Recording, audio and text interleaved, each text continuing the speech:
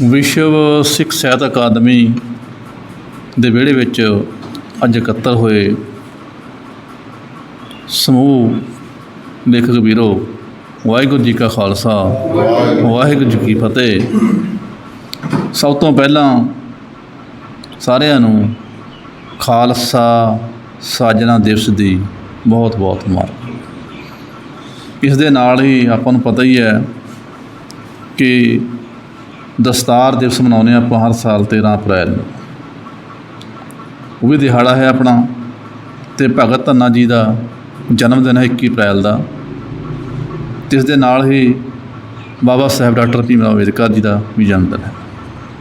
ਕ੍ਰਾਂਤੀਕਾਰੀ ਯੁੱਗ ਪੁਰਸ਼। ਇਹਨਾਂ ਸਾਰਿਆਂ ਨੂੰ ਜਨਮ ਦਿਨ 'ਤੇ ਸਾਰਿਆਂ ਨੂੰ ਬਹੁਤ ਬਹੁਤ ਮੁਬਾਰਕਬਾਦ ਜੀ। ਅਤੇ ਇਸ ਦੇ ਨਾਲ ਹੀ ਅੱਜ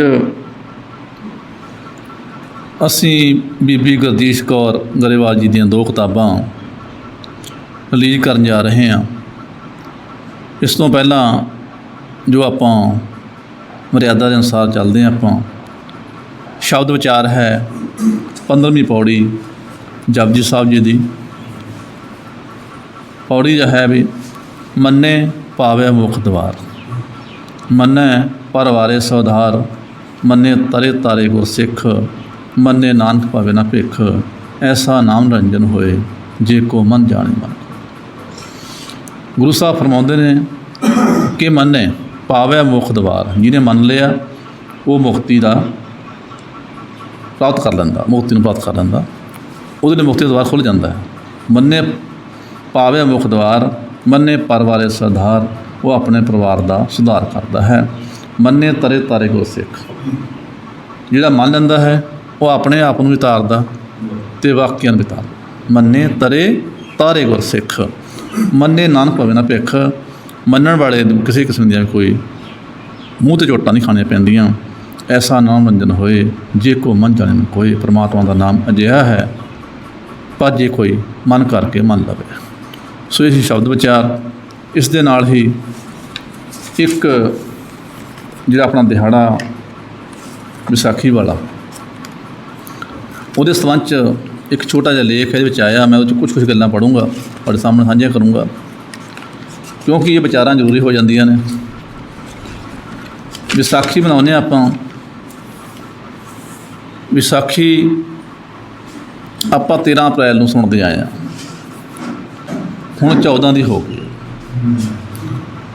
ਅਤੇ ਜੇ ਅਸੀਂ ਪਿਛਲਾ ਇਤਿਹਾਸ ਦੇਖੀਏ ਜਾਂ ਪੜ੍ਹੀਏ, ਵਿਚਾਰੀਏ, ਤਾਂ ਵਿਸਾਖੀ ਅਸਲ ਦੇ ਵਿੱਚ 30 ਮਾਰਚ ਦੀ ਸੀ, ਜਿਸ ਦਿਨ ਖਾਲਸਾ ਪੰਥ ਦੀ ਸਾਜਨਾ ਕੀਤੀ ਗਈ ਹੈ। ਉਸ ਦਿਨ ਵਿਸਾਖੀ 30 ਮਾਰਚ ਦੀ ਸੀ।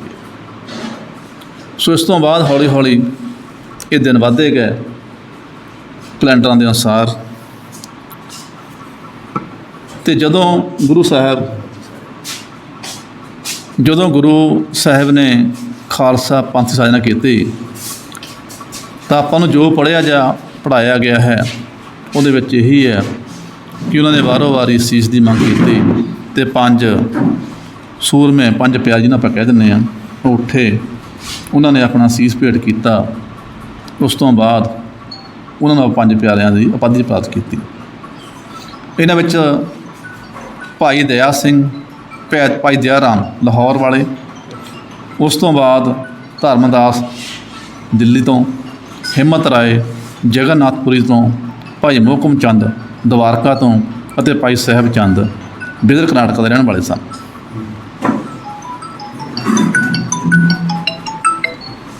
ਹੈਲੋ, ਅਸੀਂ ਅਤੇ ਇਸ ਦੇ ਨਾਲ ਹੀ ਜਿਹੜੀਆਂ ਕੁਛ ਹੋਰ ਆਪਾਂ ਗੱਲਾਂ ਸਾਂਝੀਆਂ ਕਰਨੀਆਂ ਨੇ ਕਿ ਉਸ ਤੋਂ ਬਾਅਦ ਵਿਸਾਖੀ ਦਾ ਦਿਹਾੜਾ ਆਪਾਂ ਮਨਾਉਂਦੇ ਰਹਿੰਦੇ ਹਾਂ, ਹਰ ਸਾਲ ਮਨਾਉਂਦੇ ਹਾਂ। ਅਤੇ ਇਹਦਾ ਅਲੱਗ-ਅਲੱਗ ਸਮਿਆਂ 'ਤੇ ਆਪਾਂ ਵਿਸ਼ਲੇਸ਼ਣ ਕੀਤਾ ਵਾ। ਕਿਸੇ ਨੇ ਕਿਸ ਤਰ੍ਹਾਂ ਕਿਹਾ, ਕਿਸੇ ਨੇ ਕਿਸ ਤਰ੍ਹਾਂ ਕਿਹਾ। ਲੇਕਿਨ ਇੱਕ ਜੇ ਮੈਂ ਗਲਤ ਨਾ ਹੋਵਾਂ ਤਾਂ ਆਪਾਂ ਬੈਠੇ ਹਾਂ, ਵਿਚਾਰ ਕਰਦੇ ਹਾਂ ਆਪਾਂ ਕਿ ਧਨੀ ਰਾਮ ਚਾਤਕ ਜੀ ਇੱਕ ਕਵਿਤਾ ਹੈ, ਉਹਦੇ ਵਿੱਚ ਉਹ ਕੀ ਕਹਿੰਦਾ ਸਾਰਾ ਕੁਛ ਵੇਚ ਪੱਟ ਕੇ ਜੱਟ ਕਿੱਥੇ ਪਹੁੰਚਿਆ ਵੇ ਮੇਲੇ ਵਿੱਚ। ਹਾਲਾਂਕਿ ਜੇ ਆਪਾਂ ਪਿੱਛੇ ਦੇਖੀਏ ਤਾਂ ਜਿਹੜਾ ਇੱਕ ਵਿਚਾਰ ਹੈ ਉਹ ਇਹੀ ਹੈ ਕਿ ਆਈ ਮੇਖ ਜੱਟਾ ਕੱਚੀ ਪੱਕੀ ਨਾ ਦੇਖ। ਇੱਕ ਵਿਸਾਖ ਤੋਂ ਪਹਿਲਾਂ ਵਾਢੀ ਸ਼ੁਰੂ ਨਹੀਂ ਹੁੰਦੀ ਹੈਗੀ। ਇੱਕ ਵਿਸਾਖ ਤੋਂ ਪਹਿਲਾਂ ਵਾਢੀ ਸ਼ੁਰੂ ਨਹੀਂ ਹੁੰਦੀ ਹੈਗੀ। ਹੁਣ ਤਾਂ ਯੁੱਗ ਮਸ਼ੀਨੀ ਆ ਗਿਆ। ਇੱਕ ਵਿਸਾਖ ਤੋਂ ਪਹਿਲਾਂ ਪਤਨ ਜੱਟ ਕਿਹੜਾ ਸੀਗਾ, ਉਹ ਜਿਹੜਾ ਆਪਣਾ ਸਾਰਾ ਕੁਝ ਹਿਸਾਬ ਕਿਤਾਬ ਕਰਕੇ ਮੇਲੇ 'ਚ ਪਹੁੰਚ ਗਿਆ ਵਿਸਾਖੀ ਵਾਲੇ ਦਿਨ। ਠੀਕ ਆ। ਸੋ ਮੈਨੂੰ ਲੱਗਦਾ ਵਾ, ਹੋ ਸਕਦਾ ਮੈਂ ਗਲਤ ਹੋਵਾਂ। ਅਤੇ ਇਸ ਦੇ ਨਾਲ ਹੀ ਇੱਕ ਹੋਰ ਵਿਚਾਰ ਤੁਹਾਡਾ ਸਾਂਝਾ ਕਰਨਾ ਵਾ ਗੁਰੂ ਨਾਨਕ ਪਾਤਸ਼ਾਹ ਜੀ ਬਾਰੇ। ਅਸੀਂ ਗੁਰੂ ਨਾਨਕ ਪਾਤਸ਼ਾਹ ਜੀ ਦਾ ਪ੍ਰਕਾਸ਼ ਪੁਰਬ ਦਿਹਾੜਾ ਮਨਾਉਂਦੇ ਹਾਂ, ਬੜੀ ਧੂਮ-ਧਾਮ ਨਾਲ ਮਨਾਉਂਦੇ ਆਪਾਂ ਹਰ ਸਾਲ। ਲੇਕਿਨ ਮਨਾਉਂਦੇ ਆਪਾਂ ਕੱਤਕ ਦੀ ਪੂਰਨਮਾਸ਼ੀ ਨੂੰ। ਇਹ ਕਰਮ ਸਿੰਘ ਹਿਸਟੋਰੀਅਨ ਦੀ ਕਿਤਾਬ ਹੈ ਕੱਤਕ ਕੇ ਵਿਸਾਖ।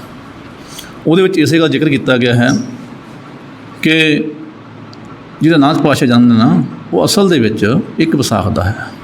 ਅਸੀਂ ਕਿਤਾਬਾਂ 'ਚ ਵੀ ਇਹੀ ਪੜ੍ਹਦੇ ਹਾਂ 15 ਅਪ੍ਰੈਲ 1469 ਈਸਵੀ। ਲੇਕਿਨ ਖਿੱਚ ਕੇ ਇਹ ਵਿਸਾਖ ਤੋਂ ਕੱਤੇ ਵਿੱਚ ਕਿਵੇਂ ਆ ਗਿਆ, ਇਹ ਸਾਨੂੰ ਵਿਚਾਰਨਾ ਪੈਣਾ। ਇਹਦੇ ਵਿੱਚ ਕੀ ਆ ਕਿ ਜਿਹੜੇ ਲੋਕ ਕੱਤਕ ਨੂੰ ਮੰਨਦੇ ਨੇ, ਜਿਹੜੇ ਵਿਦਵਾਨ ਕੱਤਕ ਦੀ ਪੂਰਨਮਾਸ਼ੀ ਦੇ ਅਨੁਸਾਰ ਕਹਿ ਰਹੇ ਨੇ ਵੀ ਉਹਨਾਂ ਜਨਮ ਕੱਤਕ ਦੀ ਪੂਰਨਮਾਸ਼ੀ ਨੂੰ ਹੋਇਆ, ਉਹਨਾਂ ਵਿੱਚ ਸਾਡੇ ਕੋਲ ਜਿਹੜੇ ਲੇਖਕ ਨੇ ਉਹ ਸਾਡੇ ਕੋਲ ਹੈਗੇ ਨੇ ਕਿਰਤ ਕੇਸਰ ਸਿੰਘ ਛਿੱਬਰ ਜੀ, ਗੁਰੂ ਬਿਲਾਸ ਪਾਤਸ਼ਾਹ ਦੀ 10ਵੀਂ, ਲਿਖਤ ਕਵੀ ਮੋਹਨ ਸਿੰਘ, ਨਾਨਕ ਪ੍ਰਕਾਸ਼ ਕਿਰਤ ਭਾਈ ਸੰਤੋਖ ਸਿੰਘ, ਗਿਆਨੀ ਗੁਰਬਚਨ ਸਿੰਘ ਭਿੰਡਰਾਂਵਾਲੇ ਦੀ ਕਿਰਤ ਗੁਰਬਾਣੀ ਪਾਠ ਦਰਸ਼ਨ ਅਤੇ ਗੁਰਮਤਿ ਰਹਿਤ ਮਰਿਆਦਾ ਆਦਿ। ਇਸ ਦੇ ਪੱਖ ਦੇ ਹਮੇਤੀ ਗਿਆਨੀ ਈਸਰ ਸਿੰਘ ਨਾਰਾ, ਡਾਕਟਰ ਰਜਿੰਦਰ ਸਿੰਘ ਦਲਗੀਰ, ਡਾਕਟਰ ਸੁਖਦਿਆਲ ਸਿੰਘ ਅਤੇ ਨਿਰਮਲੇ ਦਾਸ ਜੀ ਦੇਰਿਆ ਨਾਲ ਸੰਬੰਧਿਤ ਲੇਖਕ ਹਨ।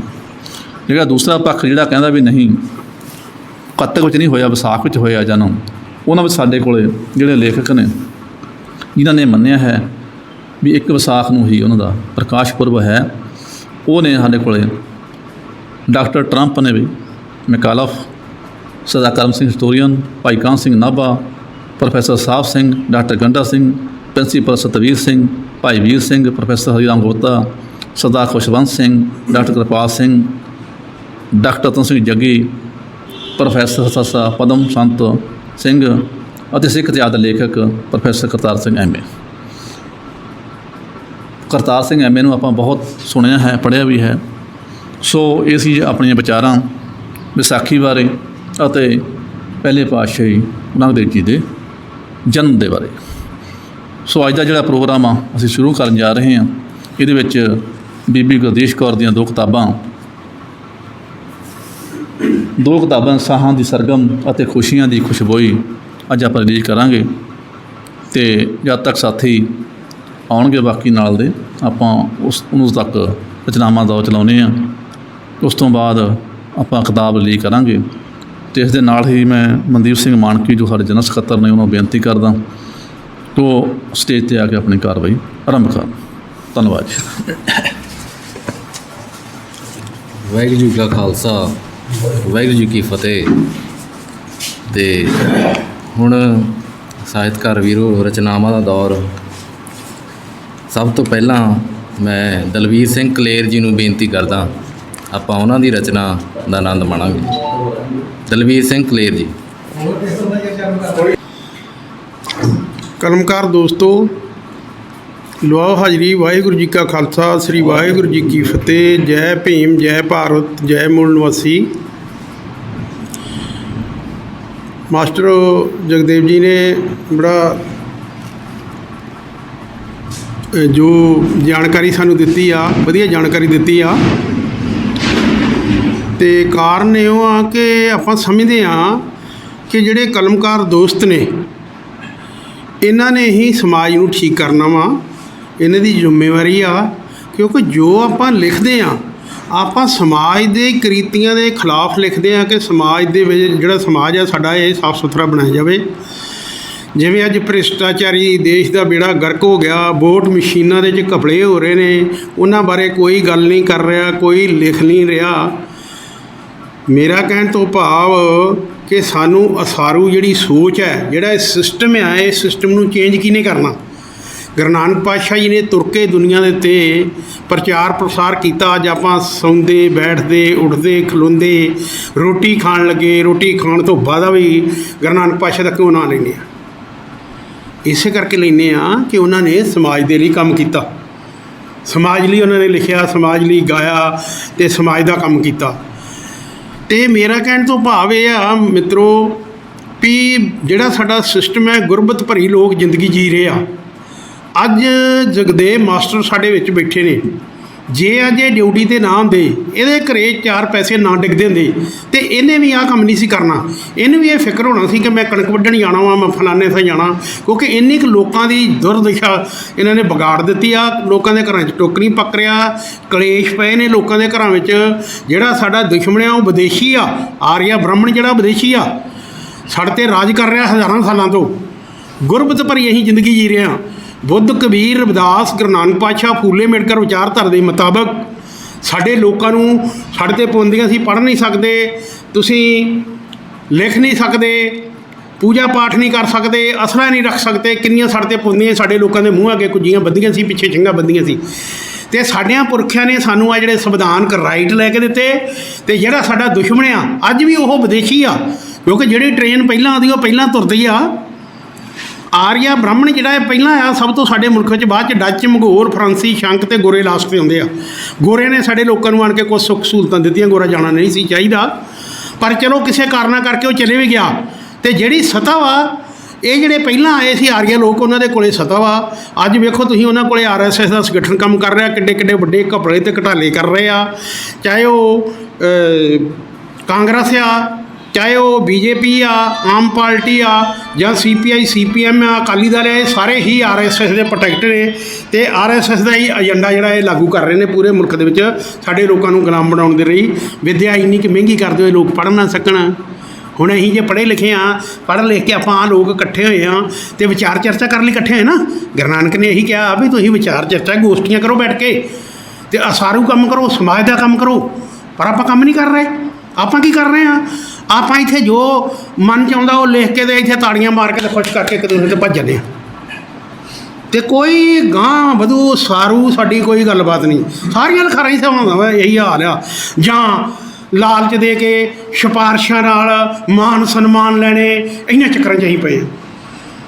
ਜੇ ਆਪਾਂ ਅੱਜ ਨਾ ਇਹ ਗੌਰ ਕੀਤੀ ਅਤੇ ਆਉਣ ਵਾਲੇ ਦਿਨ ਦੂਰ ਨਹੀਂ ਮਿੱਤਰੋ, ਸਾਡੀਆਂ ਆਉਣ ਵਾਲੀਆਂ ਨਸਲਾਂ ਸਾਡੇ ਛਿੱਤਰ ਮਾਰਨਗੀਆਂ।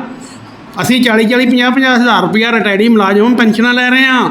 ਨਵੀਂ ਜਨਰੇਸ਼ਨ ਸਾਡੀ ਵਿਹਲੀ ਕੀਤੀ ਆ, ਨਸ਼ੇ ਲਿਆ ਕੇ ਵਾੜਤੇ ਆ, ਬਿਮਾਰੀਆਂ ਕਈ ਕਿਸਮ ਦੀਆਂ ਪੈਦਾ ਕਰ ਦਿੱਤੀਆਂ ਨੇ। ਉਹ ਕਿਹਨਾਂ ਕੀਤੀਆਂ ਨਾ? ਪ੍ਰੈਕਟੀਕਲ ਲੋਕਾਂ ਨੇ ਕੀਤੀਆਂ। ਅਤੇ ਮੇਰਾ ਕਹਿਣ ਤੋਂ ਭਾਵ ਆ ਕਿ ਸਾਨੂੰ ਇਸ ਗੱਲ ਦੇ ਉੱਤੇ ਗੌਰ ਕਰਨੀ ਚਾਹੀਦੀ ਆ। ਮੈਂ ਮਾਸਟਰ ਜੀ ਨੂੰ ਵੀ, ਸਾਰੇ ਮਿੱਤਰਾਂ ਦੋਸਤਾਂ ਨੂੰ ਇਹ ਬੇਨਤੀ ਕਰੂੰਗਾ ਕਿ ਮਿੱਤਰੋ ਆਪਾਂ ਚੰਗਾ ਸੋਚਣਾ ਸ਼ੁਰੂ ਕਰੀਏ। ਜੋ ਬੁੱਧ, ਕਬੀਰ, ਰਵਿਦਾਸ, ਗੁਰੂ ਨਾਨਕ ਪਾਤਸ਼ਾਹ ਦੀ ਵਿਚਾਰਧਾਰਾ, ਉਹਨੂੰ ਅੱਗੇ ਲੈ ਕੇ ਜਾਣ ਦੇ ਲਈ, ਕਿਉਂਕਿ 2 ਵਿਚਾਰਧਾਰਾ ਭਾਰਤ 'ਚ ਕੰਮ ਕਰ ਰਹੀਆਂ। ਇੱਕ RSS ਦਾ ਸੰਗਠਨ ਕੰਮ ਕਰ ਰਿਹਾ, ਜਿਹਦੇ 'ਚ ਸ਼ਿਵ ਸੈਨਾ, ਬਜਰੰਗ ਦਲ, ਹਿੰਦੂ ਪਰਿਸ਼ਦ, BJP ਵਗੈਰਾ ਵਗੈਰਾ ਉਹਨਾਂ ਦੇ ਸੰਗਠਨ। ਦੂਜੇ ਬੰਨੇ ਵਾਮਸੇਵ ਸੰਗਠਨ। ਵਾਮਸੇਵ means B for backward, A for end, M minority, C community, E employees, F federation। ਮੁਲਾਜ਼ਮਾਂ ਦਾ, SC ST OBC ਦਾ, ਪੜ੍ਹਿਆ ਲਿਖਿਆ ਲੋਕਾਂ ਦਾ ਸੰਗਠਨ ਆ। ਅਤੇ ਉਹਨੇ ਹੀ ਪੀਪਲਜ਼ ਪਾਰਟੀ ਜਿਹੜੀ ਆ ਆਫ ਇੰਡੀਆ ਡੈਮੋਕ੍ਰੈਟਿਕ ਲਾਂਚ ਕੀਤੀ ਆ, ਜਿਹੜੀ ਪਾਰਟੀ ਨੂੰ ਮੈਂ ਸਾਹਨੇਵਾਲ ਤੋਂ ਇਲੈਕਸ਼ਨ ਲੜੀ ਆ। ਕਿਉਂਕਿ ਹੁਣ ਤੁਸੀਂ ਇਹ ਮੈਨੂੰ ਵੇਖ ਲਓ ਕਿ ਜਿਹੜਾ ਇਲੈਕਸ਼ਨ ਲੜਨੀ ਕੋਈ ਇਹ ਸਾਡੇ ਵੱਸ ਦਾ ਰੋਗ ਨਹੀਂ ਗਾ। ਇੱਕ ਬੰਨੇ ਉਹ ਕਰੋੜਾਂ ਤੇ ਅਰਬਾਂ ਰੁਪਈਆ ਲਾ ਰਹੇ ਨੇ, ਇੱਕ ਬੰਨੇ ਅਸੀਂ, ਸਾਡੇ ਕੋਲ ਆ ਵਿਚਾਰ, ਅਸੀਂ ਲੋਕਾਂ 'ਚ ਵਿਚਾਰ ਲੈ ਕੇ ਜਾਣੇ ਆ। ਮੈਂ ਤੁਹਾਨੂੰ ਬੇਨਤੀ ਕਰੂੰਗਾ ਕਿ ਆਪਾਂ ਨੂੰ ਇਸ ਵਿਚਾਰਧਾਰਾ ਦੇ ਉੱਤੇ ਇਕੱਠੇ ਹੋਈਏ। ਦੁਸ਼ਮਣ ਕਹਿੰਦਾ ਕਿ ਤੁਸੀਂ ਸੱਤਾ 'ਚ ਨਹੀਂ ਆਉਣਾ, ਗਲਤੀ ਨਾ ਕਰੋ, ਇਹ ਬੜੀ ਮਾੜੀ ਰਾਜਨੀਤੀ ਆ।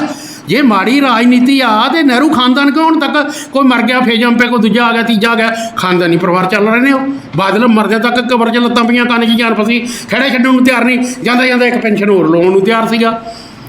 ਇਸ ਕਰਕੇ ਮੇਰੀ ਕਹਿਣ ਤੋਂ ਬੇਨਤੀ ਇਹ ਆ ਕਿ ਸਾਨੂੰ ਬਹੁਤ ਇਹਦੇ 'ਤੇ ਚਿੰਤਾ ਕਰਨ ਦੀ ਲੋੜ ਆ। ਆਪਣੇ ਕੋਲੇ people's party of India democratic, ਜਿਹਦੇ ਸਿਧਾਂਤਾਂ ਦੀ ਲੜਾਈ ਆ। ਨੇਤਾ ਸਾਡਾ ਦੇਸ਼ ਦਾ ਚਾਹੇ ਸਟੇਟ ਦਾ ਸਿਰਫ 2 ਸਾਲ, ਔਰ MLA MP ਬਣਨਾ ਇੱਕੋ ਵਾਰੀ, ਦੁਬਾਰਾ ਉਹਦਾ ਕੋਈ ਚਾਂਸ ਨਹੀਂ। ਅਸੀਂ ਆਪਣੇ ਬੱਚਿਆਂ ਦੀ ਸਿਫਾਰਿਸ਼ ਨਹੀਂ ਕਰ ਸਕਦੇ, ਕਿਉਂਕਿ ਇੱਕ ਸਿਸਟਮ, ਇਸ ਸਿਸਟਮ ਨੂੰ ਚੇਂਜ ਕਰਨ ਦੇ ਲਈ ਕਿਸੇ ਪਾਰਟੀ ਨੇ ਲੈਸ ਨਹੀਂ ਕਰਨਾ, ਇਹ ਵੀ ਨਾਲ ਆ। ਅਸੀਂ ਤੁਹਾਨੂੰ ਰਿਕੁਐਸਟ ਕਰਾਂਗੇ ਅਤੇ ਸਤਾ ਨਹੀਂ ਵੀ ਵਧੋ। ਸਤਾ ਦੁਸ਼ਮਣ ਕਹਿੰਦਾ ਵੀ ਤੁਸੀਂ ਨਹੀਂ ਇੱਧਰ ਆਉਣਾ, ਇਹ ਬੜੀ ਮਾੜੀ ਆ। ਜੇ ਇਹ ਮਾੜੀ ਆ ਤੇ ਅੱਜ ਹਜ਼ਾਰਾਂ ਸਾਲਾਂ ਤੋਂ ਸਾਡੇ 'ਤੇ ਰਾਜ ਕਰ ਰਹੇ। ਹੁਣ ਤੁਸੀਂ ਵੇਖੋ ਵੋਟ ਮਸ਼ੀਨਾਂ ਨਾਲ ਹੀ ਜਿੱਤ ਰਿਹਾ ਮੋਦੀ। ਆ 5 ਸਟੇਟਾਂ ਜਿਨ੍ਹਾਂ ਨੇ ਵੋਟ ਮਸ਼ੀਨਾਂ 'ਚ ਹੀ ਗੜਬੜਾਂ ਕਰਾਈਆਂ ਨੇ। ਕੋਈ ਚੋਣ ਕਮਿਸ਼ਨ ਨਹੀਂ ਬੋਲ ਰਿਹਾ, ਕੋਈ ਆਪੋਜੀਸ਼ਨ ਨਹੀਂ ਬੋਲ ਰਹੀ, ਕਿਉਂਕਿ ਆਪੋਜੀਸ਼ਨ ਵੀ ਇਹ ਕੰਮ ਕਰਦੀ ਆ। ਇਸ ਕਰਕੇ ਮੈਂ ਤੁਹਾਨੂੰ ਇਹ 'ਤੇ ਲਿਖਿਆ ਗੀਤ ਤੁਹਾਡੀ ਸੇਵਾ 'ਚ ਪੇਸ਼ ਕਰ ਲਈ ਆ। ਬਹੁਤ ਵਧੀਆ ਜੀ, ਨਾਮ ਲੈਂਦੇ ਹੋ ਯਾਦ ਨੇ ਤੁਹਾਡੇ। ਠੀਕ ਹੈ ਜੀ, ਸ਼ੁਕਰੀਆ, ਧੰਨਵਾਦ। ਲਓ ਸੁਣੋ। ਭੇਡ ਬੱਕਰੀਆਂ ਵਾਂਗੂ ਵਿਕਦੇ, ਭੇਡ ਬੱਕਰੀਆਂ ਵਾਂਗੂ ਵਿਕਦੇ, ਡਿੱਗ ਜਾਂਦੀ ਸਰਕਾਰ, ਇਹਨੇ ਦਲ ਬਦਲੂ, ਦਲ ਬਦਲੂ ਭ੍ਰਿਸ਼ਟਾਚਾਰ, ਇਹਨੇ ਦਲ ਬਦਲੂ, ਪਰਖਿਓ ਬਰਖਰਦਾਰ, ਇਹਨੇ ਦਲ ਬਦਲੂ। ਵਫਾਦਾਰ ਤੱਕ ਪੂਛ ਹਿਲਾਉਂਦੇ, ਮਾਲਕ ਦੇ ਰਹਿੰਦੇ ਗੁਣ ਗਾਉਂਦੇ,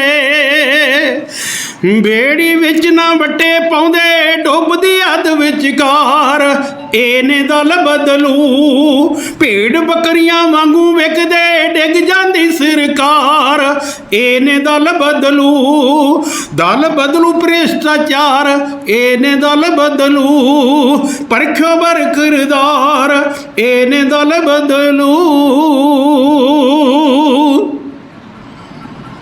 ਸੱਜਣ ਠੱਗ ਨਾ ਝੂਠ ਬੋਲਦੇ, ਵੋਟਾਂ ਵਿੱਚ ਰਹੇ ਕੁਫਰ ਤੋਲਦੇ,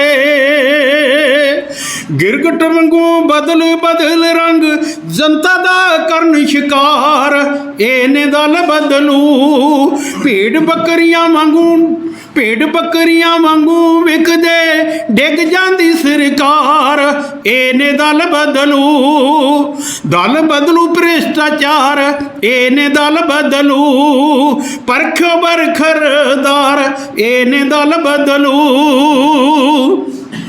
ਇਹਨਾਂ ਤੋਂ ਬਸ ਰੱਬ ਵੀ ਡਰਦਾ, ਵੱਢਣ ਪੈਂਦੇ ਉਹ ਪਾਣੀ ਧਰਦਾ, ਵੋਟਾਂ ਵੇਲੇ ਬੰਨ ਕੇ ਰੱਖਿਓ, ਭੱਜ ਜਾਂਦੇ ਨੇ ਬਾਹਰ, ਇਹਨੇ ਦਲ ਬਦਲੂ।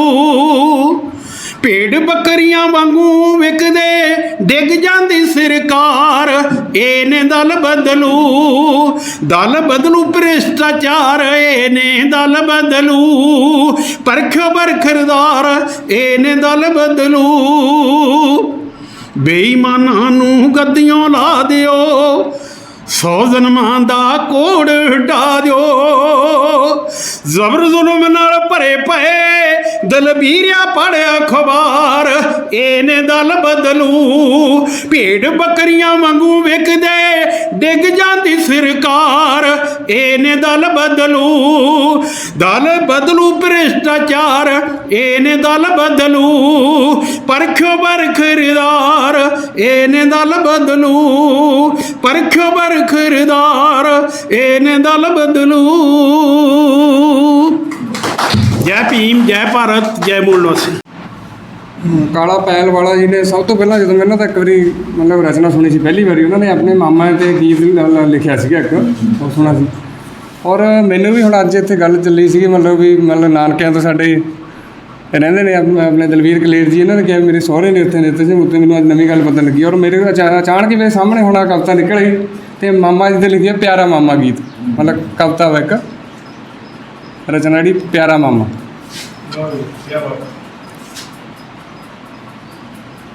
ਮਾਂ ਦੇ ਵਾਂਗ ਸੀ ਪਿਆਰਾ ਮਾਮਾ, ਬਣਦਾ ਸੀ ਮੇਰਾ ਸਹਾਰਾ ਮਾਮਾ। ਮਾਂ ਦੇ ਵਾਂਗ ਸੀ ਪਿਆਰਾ ਮਾਮਾ, ਬਣਦਾ ਸੀ ਮੇਰਾ ਸਹਾਰਾ ਮਾਮਾ। ਦੁੱਖ ਤਕਲੀਫਾਂ ਨੂੰ ਪਾਸੇ ਕਰਕੇ ਚੜ੍ਹਦੀ ਕਲਾ ਦੇ ਵਿੱਚ ਸੀ ਰਹਿੰਦਾ। ਦੁੱਖ ਤਕਲੀਫਾਂ ਨੂੰ ਪਾਸੇ ਕਰਕੇ ਚੜ੍ਹਦੀ ਕਲਾ ਦੇ ਵਿੱਚ ਸੀ ਰਹਿੰਦਾ। 10 ਨੌਹਾਂ ਦੀ ਕਿਰਤ ਸੀ ਕਰਦਾ, ਚੰਗੀ ਮਾੜੀ ਨਾ ਕਿਸੇ ਨੂੰ ਕਹਿੰਦਾ। ਖੱਡੀ ਦੇ ਨਾਲ ਛਾਲ ਸੀ ਬੁਣਦਾ, ਕਰਦਾ ਸੀ ਇੰਝ ਗੁਜ਼ਾਰਾ ਮਾਮਾ। ਮਾਂ ਦੇ ਵਾਂਗ ਸੀ ਪਿਆਰਾ ਮਾਮਾ, ਬਣਦਾ ਸੀ ਮੇਰਾ ਸਹਾਰਾ ਮਾਮਾ। ਸੂਸਕ ਸੰਧਾਰੇ ਨਾਨਕ ਸ਼ੱਕਾਂ ਤੋਂ, ਕਦੇ ਨਾ ਮਾਮਾ ਪਿੱਛੇ ਹਟਿਆ। ਸੂਸਕ ਸੰਧਾਰੇ ਨਾਨਕ ਸ਼ੱਕਾਂ ਤੋਂ, ਕਦੇ ਨਾ ਮਾਮਾ ਪਿੱਛੇ ਹਟਿਆ। ਕਬੀਲਦਾਰੀ ਵਿੱਚ ਮਾਹਰ ਸੀ ਪੂਰਾ, ਹਰ ਥਾਂ ਮੂਹਰੇ ਹੋ ਕੇ ਡਟਿਆ। ਅੰਬਰ ਦਾ ਬਣ ਗਿਆ ਬੱਦਲਾਂ ਪਿੱਛੇ ਅਲੋਪ ਹੋ ਗਿਆ, ਅੰਬਰ ਦਾ ਬਣ ਗਿਆ ਤਾਰਾ ਮਾਮਾ। ਮਾਂ ਦੇ ਵਾਂਗ ਸੀ ਪਿਆਰਾ ਮਾਮਾ, ਬਣਦਾ ਸੀ ਮੇਰਾ ਸਹਾਰਾ ਮਾਮਾ। ਮੀਂਹਾਂ ਝੱਖੜ ਤੂਫਾਨ ਵੀ ਆਏ, ਬਿਜਲੀ ਵੀ ਸੀ ਪੂਰੀ ਗੜਕੀ। ਮੀਂਹਾਂ ਝੱਖੜ ਤੂਫਾਨ ਵੀ ਆਏ, ਥੋੜਾ ਇਹ 'ਚ ਪ੍ਰੋਬਲਮ ਹੋ ਗਈ। ਮੀਂਹ ਝੱਖੜ ਤੂਫਾਨ ਵੀ ਆਏ, ਬਿਜਲੀ ਵੀ ਸੀ ਪੂਰੀ ਗੜਕੀ। ਮਾਮੇ ਕੋਲ ਮੈਂ ਰਾਤਾਂ ਵੀ ਕੱਟੀਆਂ, ਕਦੇ ਨਾ ਸਾਡੇ ਉੱਤੇ ਭੜਕੀ। ਮੀਂਹ ਝੱਖੜ ਤੂਫਾਨ ਵੀ ਆਏ, ਬਿਜਲੀ ਵੀ ਸੀ ਪੂਰੀ ਗੜਕੀ।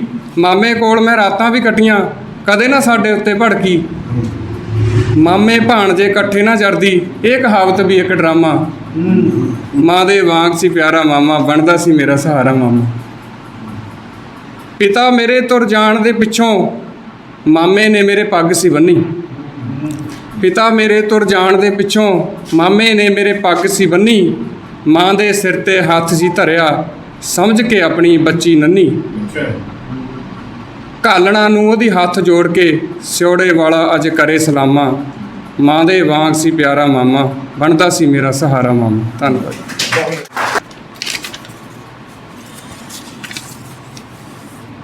ਸਤਿਕਾਰਯੋਗ ਸਾਥੀਓ, ਆਪਾਂ ਸਾਰੇ ਜਾਣਦੇ ਹਾਂ ਕਿ 1 ਵਿਸਾਖ ਨੂੰ ਖਾਲਸਾ ਪੰਥ ਦੀ ਸਥਾਪਨਾ ਕੀਤੀ ਗਈ ਸੀ। ਲੇਕਿਨ ਕੁਝ ਲੋਕ ਨੇ ਜੀ ਉਦੋਂ ਤੋਂ ਹੀ ਭੱਜਦੇ ਆਏ ਨੇ। ਕੋਈ ਕੰਮ ਪਿਆ, ਪੀੜੀ ਪਈ ਤੇ ਭੱਜ ਗਏ। ਜਦੋਂ ਕੌਮ 'ਤੇ ਪੀੜੀ ਪਈ ਤੇ ਭੱਜ ਗਏ। ਅਤੇ ਉਸ ਪਾਤਰ ਦੀ ਹੀ ਮੈਂ ਇੱਕ ਕਵਿਤਾ ਤੁਹਾਡੇ ਸਾਹਮਣੇ, ਖੁੱਲ੍ਹੀ ਕਵਿਤਾ ਹੈ ਜੀ, ਅਤੇ ਇਹਦੇ ਵਿੱਚ 5 ਪਿਆਰਿਆਂ ਦਾ ਜ਼ਿਕਰ ਆਊਗਾ।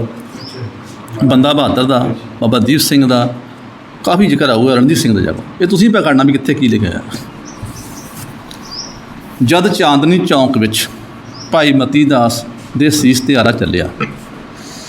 ਜਦ ਚਾਂਦਨੀ ਚੌਂਕ ਵਿੱਚ ਭਾਈ ਮਤੀ ਦਾਸ ਦੇ ਸੀਸ ਤਿਆਰਾ ਚੱਲਿਆ।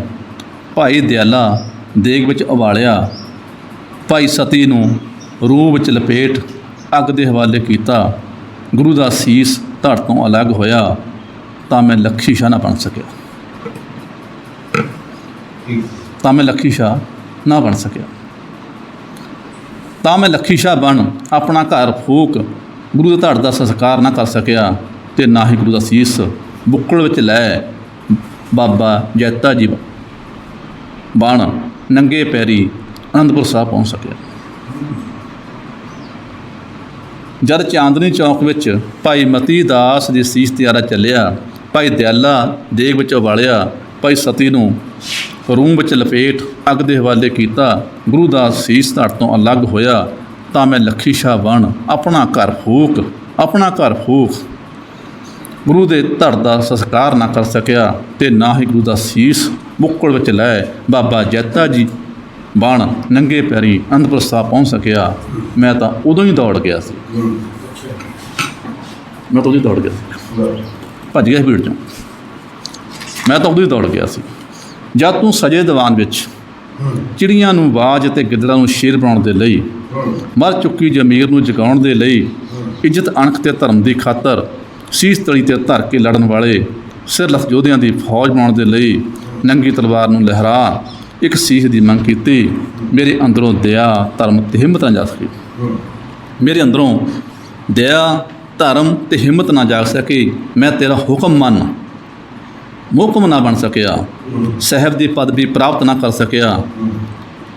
ਕੰਬ ਦੀ ਲੱਤਾਂ ਨਾਲ ਮੈਂ ਬਾਹੋ ਦਾ ਹੀ ਆਨੰਦ ਕੰਬ ਦੀ ਲੱਤਾਂ ਨਾਲ ਮੈਂ ਬਾਹੋ ਦਾ ਹੀ ਅਨੰਦਪੁਰ ਤੋਂ ਆਪਣੇ ਘਰ ਵੱਲੋਂ ਹੋ ਤੁਰਿਆ। ਮੈਂ ਤਾਂ ਉਦੋਂ ਹੀ ਦੌੜ ਗਿਆ ਸੀ। ਹੈਗੀ ਹੈ ਜੀ।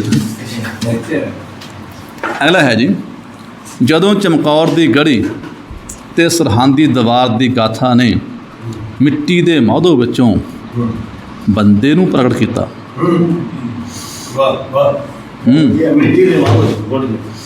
ਜਦੋਂ ਚਮਕੌਰ ਦੀ ਗੜੀ ਅਤੇ ਸਰਹੰਦ ਦੀ ਦੀਵਾਰ ਦੀ ਗਾਥਾ ਨੇ ਮਿੱਟੀ ਦੇ ਮਾਧੋ ਵਿੱਚੋਂ ਬੰਦੇ ਨੂੰ ਪ੍ਰਗਟ ਕੀਤਾ। ਕੋਮਲ ਸਰੀਰ ਲੋਹ ਪੁਰਸ਼ ਵਿੱਚ ਬਦਲਿਆ। ਤੇਰੇ 5 ਤੀਰਾਂ ਨੇ ਅਨੰਤ ਤੀਰਾਂ ਦੀ ਸ਼ਕਤੀ ਦਿਖਾਈ। ਤੇਰਾ ਅੰਮ੍ਰਿਤ ਅਤੇ ਆਸ਼ੀਰਵਾਦ ਬੰਦੇ ਲਈ ਆਵੇ ਹਯਾਤ ਬਣਿਆ। ਨਾਂਦੇੜ ਤੋਂ ਸਰਹੰਦ ਤੱਕ ਉਹ ਸਿਰਾਂ ਦੇ ਸਿਰ ਜੋੜਦਾ, ਸਿਰਾਂ ਦੇ ਸਿਰ ਫੋੜਦਾ। ਨੰਦੇੜ ਤੋਂ ਸੰਤ ਤੱਕ ਸਿਰਾਂ ਦੇ ਸਿਰ ਜੋੜਦਾ, ਸਿਰਾਂ ਦੇ ਸਿਰ ਫੋੜਦਾ, ਉਹ ਸਿੱਧਾ ਨੱਕ ਦੀ ਸੇਧ ਚੱਲਿਆ। ਬੰਦਾ ਉਹ ਸਿੱਧਾ ਨੱਕ ਦੀ ਸੇਧ ਚੱਲਿਆ। ਨਾ ਉਹਨੇ ਪਿੱਛੇ ਮੁੜ ਕੇ ਦੇਖਿਆ ਅਤੇ ਨਾ ਮੈਂ ਪਿੱਛੇ ਮੁੜ ਕੇ ਦੇਖਿਆ। ਨਾ ਉਹਨੇ ਪਿੱਛੇ ਮੁੜ ਕੇ ਦੇਖਿਆ, ਨਾ ਮੈਂ ਪਿੱਛੇ ਮੁੜ ਕੇ ਦੇਖਿਆ। ਮੈਂ ਤਾਂ ਉਦੋਂ ਹੀ ਦੌੜ ਗਿਆ ਸੀ। ਅਗਲਾ ਹੈ ਜੀ ਪਹਿਲਾ, ਕਹਿੰਦਾ ਮਸਤਕ ਵਿੱਚ ਜਗੇ ਅਣਖ ਤੇ ਗਿਆਨ ਦੇ ਦੀਪ ਨੇ, ਮਸਤਕ ਵਿੱਚ ਜਗੇ ਅਣਖ ਤੇ ਗਿਆਨ ਦੇ ਦੀਪ ਨੇ, ਜਦ ਬਿਰਧ ਵਰੇਸ ਵਿੱਚ ਬਾਬਾ ਦੀਪ ਸਿੰਘ ਬਣ ਕੇ ਖੰਡਾ ਚੁੱਕਿਆ। ਸਿਫਤੀ ਦੇ ਘਰ ਚੋਂ ਬੁੱਚੜਾਂ ਦਾ ਸਫਾਇਆ ਕਰਨ ਲਈ, ਸੀਸ ਨੂੰ ਤਲੀ ਦਾ ਧਰ ਆਰ ਪਾਰ ਦੀ ਲੜਾਈ ਲੜਨ ਲਈ ਖੰਡੇ ਨਾਲ ਧਰਤੀ ਦੇ ਲਈ ਕਬਾਹੀ। ਸੀਸ ਨੂੰ ਤਲੀ ਦਾ ਧਰ ਆਰ ਪਾਰ ਦੀ ਲੜਾਈ ਲੜਨ ਲਈ ਖੰਡੇ ਨਾਲ ਧਰਤੀ ਦੇ ਲਈ ਕਬਾਹੀ। ਤੇਰੀ ਬਖਸ਼ਿਸ਼ ਤੋਂ ਸਖਣਾ ਮੈਂ, ਤੇਰੀ ਬਖਸ਼ਿਸ਼ ਤੋਂ ਸਖਣਾ ਮੈਂ, ਲੀਕ ਨੂੰ ਟੱਪ ਸੂਰਮੇ ਦੀ ਉਪਾਧੀ ਪ੍ਰਾਪਤ ਨਾ ਕਰ ਸਕਿਆ। ਮੈਂ ਤਾਂ ਉਦੋਂ ਹੀ ਦੌੜ ਗਿਆ ਸੀ। ਆਖਰੀ ਹੈ ਜੀ ਪਹਿਲਾ ਦਾ, ਇਹ ਧਿਆਨ ਦਿਓ। ਪੰਥ ਦੇ ਇਤਿਹਾਸ ਵਿੱਚ ਮੈਂ ਕਿਤੇ ਵੀ ਗੈਰ ਹਾਜ਼ਰ ਨਹੀਂ ਸੀ। ਮੈਂ ਸੀਗਾ ਮੈਂ ਬਹੁਤ ਅੱਛਾ। ਪੰਥ ਦੇ ਇਤਿਹਾਸ ਵਿੱਚ ਮੈਂ ਕਿਤੇ ਵੀ ਗੈਰ ਹਾਜ਼ਰ ਨਹੀਂ ਸੀ। ਹਰ ਥਾਂ ਮੌਜੂਦ ਸੀ ਮੈਂ ਬੁੱਝਲ ਦੇ ਰੂਪ ਵਿੱਚ। ਪੰਥ ਦੇ ਇਤਿਹਾਸ ਵਿੱਚ ਮੈਂ ਕਿਤੇ ਵੀ ਗੈਰ ਹਾਜ਼ਰ ਨਹੀਂ ਸੀ। ਹਰ ਥਾਂ ਮੌਜੂਦ ਸੀ ਮੈਂ ਬੁੱਝਲ ਦੇ ਰੂਪ ਵਿੱਚ। ਰਣਜੀਤ ਸਿੰਘ ਬਣ ਕੇ ਨਾ ਮੈਂ ਤਿੱਬਤ ਲੱਦਾਖ ਨੂੰ ਤੋੜ ਸਕਿਆ। ਰਣਜੀਤ ਬਣ ਕੇ ਨਾ ਮੈਂ ਤਿੱਬਤ ਲੱਦਾਖ ਨੂੰ ਤੋੜ ਸਕਿਆ। ਨਾ ਕਾਬਲ ਜੇਲਮ ਤੇ ਅਟਕ ਨੂੰ ਪਾਰ ਕਰ ਕਾਬਲ ਕੰਧਾਰ ਤੱਕ ਪਹੁੰਚ ਸਕਿਆ। ਬਸ ਗਰਜਾਂ ਦਾ ਭੁੱਖਾ ਦੌੜਦਾ ਹੀ ਆਇਆ ਹਾਂ। ਬਸ ਗਰਜਾਂ ਦਾ ਭੁੱਖਾ ਦੌੜਦਾ ਹੀ ਆਇਆ ਹਾਂ। ਸੈਂਕੜੇ ਸਾਲਾਂ ਤੋਂ ਦੌੜਦਾ, ਬਾਹਾਂ ਖੜੀਆਂ ਕਰ। ਦਰਬਾਰ ਸਾਹਿਬ 'ਚ ਅਸਲੀ ਗੱਲ ਹੈ ਜੀ। ਬਾਹਾਂ ਖੜੀਆਂ ਕਰ, ਤੇਰੇ ਸਿਧਾਂਤ ਨੂੰ ਪਿੱਠ ਦੇ, ਤੇਰੇ ਦਰਬਾਰ 'ਚੋਂ ਸਿਰ 'ਤੇ ਪੈਰ ਰੱਖ। ਬਾਹਾਂ ਖੜੀਆਂ ਕਰ, ਤੇਰੇ ਸਿਧਾਂਤ ਨੂੰ ਪਿੱਠ ਦੇ, ਤੇਰੇ ਦਰਬਾਰ 'ਚੋਂ ਸਿਰ 'ਤੇ ਪੈਰ ਰੱਖ। ਪਿਛਲ ਖੁਰੀ ਦੌੜਦਾ, ਹਫ ਗਿਆ ਹਾਂ ਮੈਂ, ਦੌੜਦਾ ਦੌੜਦਾ ਦੌੜਦਾ, ਪਰ ਹੁਣ ਨਹੀਂ ਦੌੜਾਂਗਾ, ਪਰ ਹੁਣ ਨਹੀਂ ਦੌੜਾਂਗਾ। ਹੋ ਗਿਆ ਹੈ ਮੇਰੀ ਦੌੜ ਦਾ ਅੰਤ। ਲੜੇਗਾ ਘੰਗਰਾਲੀ ਹਰ ਤਰ੍ਹਾਂ ਦੀ ਲੜਾਈ, ਆਖਰੀ ਦਮ ਤੱਕ ਤੇਰੇ ਆਸ਼ੀਰਵਾਦ ਨਾਲ ਨਹੀਂ ਦੌੜੇਗਾ, ਨਹੀਂ ਦੌੜੇਗਾ, ਨਹੀਂ ਦੌੜੇਗਾ। ਬਹੁਤ ਹੀ ਸਤਿਕਾਰਯੋਗ ਅਦਬੀ ਸਾਹਿਤਕਾਰ ਕਲਮਕਾਰ ਸੱਜਣੋ, ਅੱਜ ਦਾ ਜੋ ਪ੍ਰੋਗਰਾਮ ਵਿਸ਼ਵ ਸਿੱਖ ਸਾਹਿਤ ਅਕਾਦਮੀ ਰਜਿਸਟਰਡ ਪੈਲ ਦੇ ਬੈਨਰ ਹੇਠ ਕਰਨ ਦਾ ਉਪਰਾਲਾ ਕੀਤਾ, ਇਹ ਉਪਰਾਲਾ ਅਸਲ ਦੇ ਵਿੱਚ ਸ਼ਾਇਦ ਜੀ ਹੋਇਆ ਕਿਵੇਂ। ਆਪਣਾ ਗੁਆਂਢੀ ਪਿੰਡ ਕੱਦੋਂ ਜੀ, ਇੱਥੋਂ ਦਾ ਜੀਤ ਕੱਦੋਂ ਵਾਲਾ ਪੰਜਾਬੀ ਰਾਈਟਰ ਜਿਹਨੂੰ ਸਾਰੇ ਜਾਣਦੇ ਆ, ਵਿਨੀਪੈਗ ਦੇ ਵਿੱਚ ਚੰਨ ਪਰਦੇਸੀ ਰੇਡੀਓ ਸਟੂਡੀਓ ਚਲਾਉਂਦਾ ਹੈ। ਹਫ਼ਤਾਵਾਰੀ ਪ੍ਰੋਗਰਾਮ ਨੇ ਉਹਦੇ ਜਿਹੜੇ ਪ੍ਰਸਾਰਿਤ ਹੁੰਦੇ ਨੇ। ਬੜਾ ਵਧੀਆ ਰੇਡੀਓ ਚੰਨ ਪਰਦੇਸੀ, ਮੈਂ ਉਹਦੇ ਨਾਲ ਖੁਦ ਜੁੜਿਆ ਹੋਇਆ। ਮੈਂ ਉਸ ਪ੍ਰੋਗਰਾਮ ਦੇ ਵਿੱਚ ਲੱਚਰ ਗਾਇਕੀ ਦੇ ਵਿਰੁੱਧ ਪਰਚਾ ਪੜ੍ਹਨ ਲਈ ਪ੍ਰੋਗਰਾਮ ਦੇ ਵਿੱਚ ਸ਼ਾਮਲ ਹੋਇਆ। ਜਿਸ ਤਰ੍ਹਾਂ ਗੀਤ ਸੰਗੀਤ ਚੱਲ ਰਿਹਾ ਉੱਦਣ ਦਾ ਵਿਸ਼ਾ ਰੱਖਿਆ ਸੀਗਾ।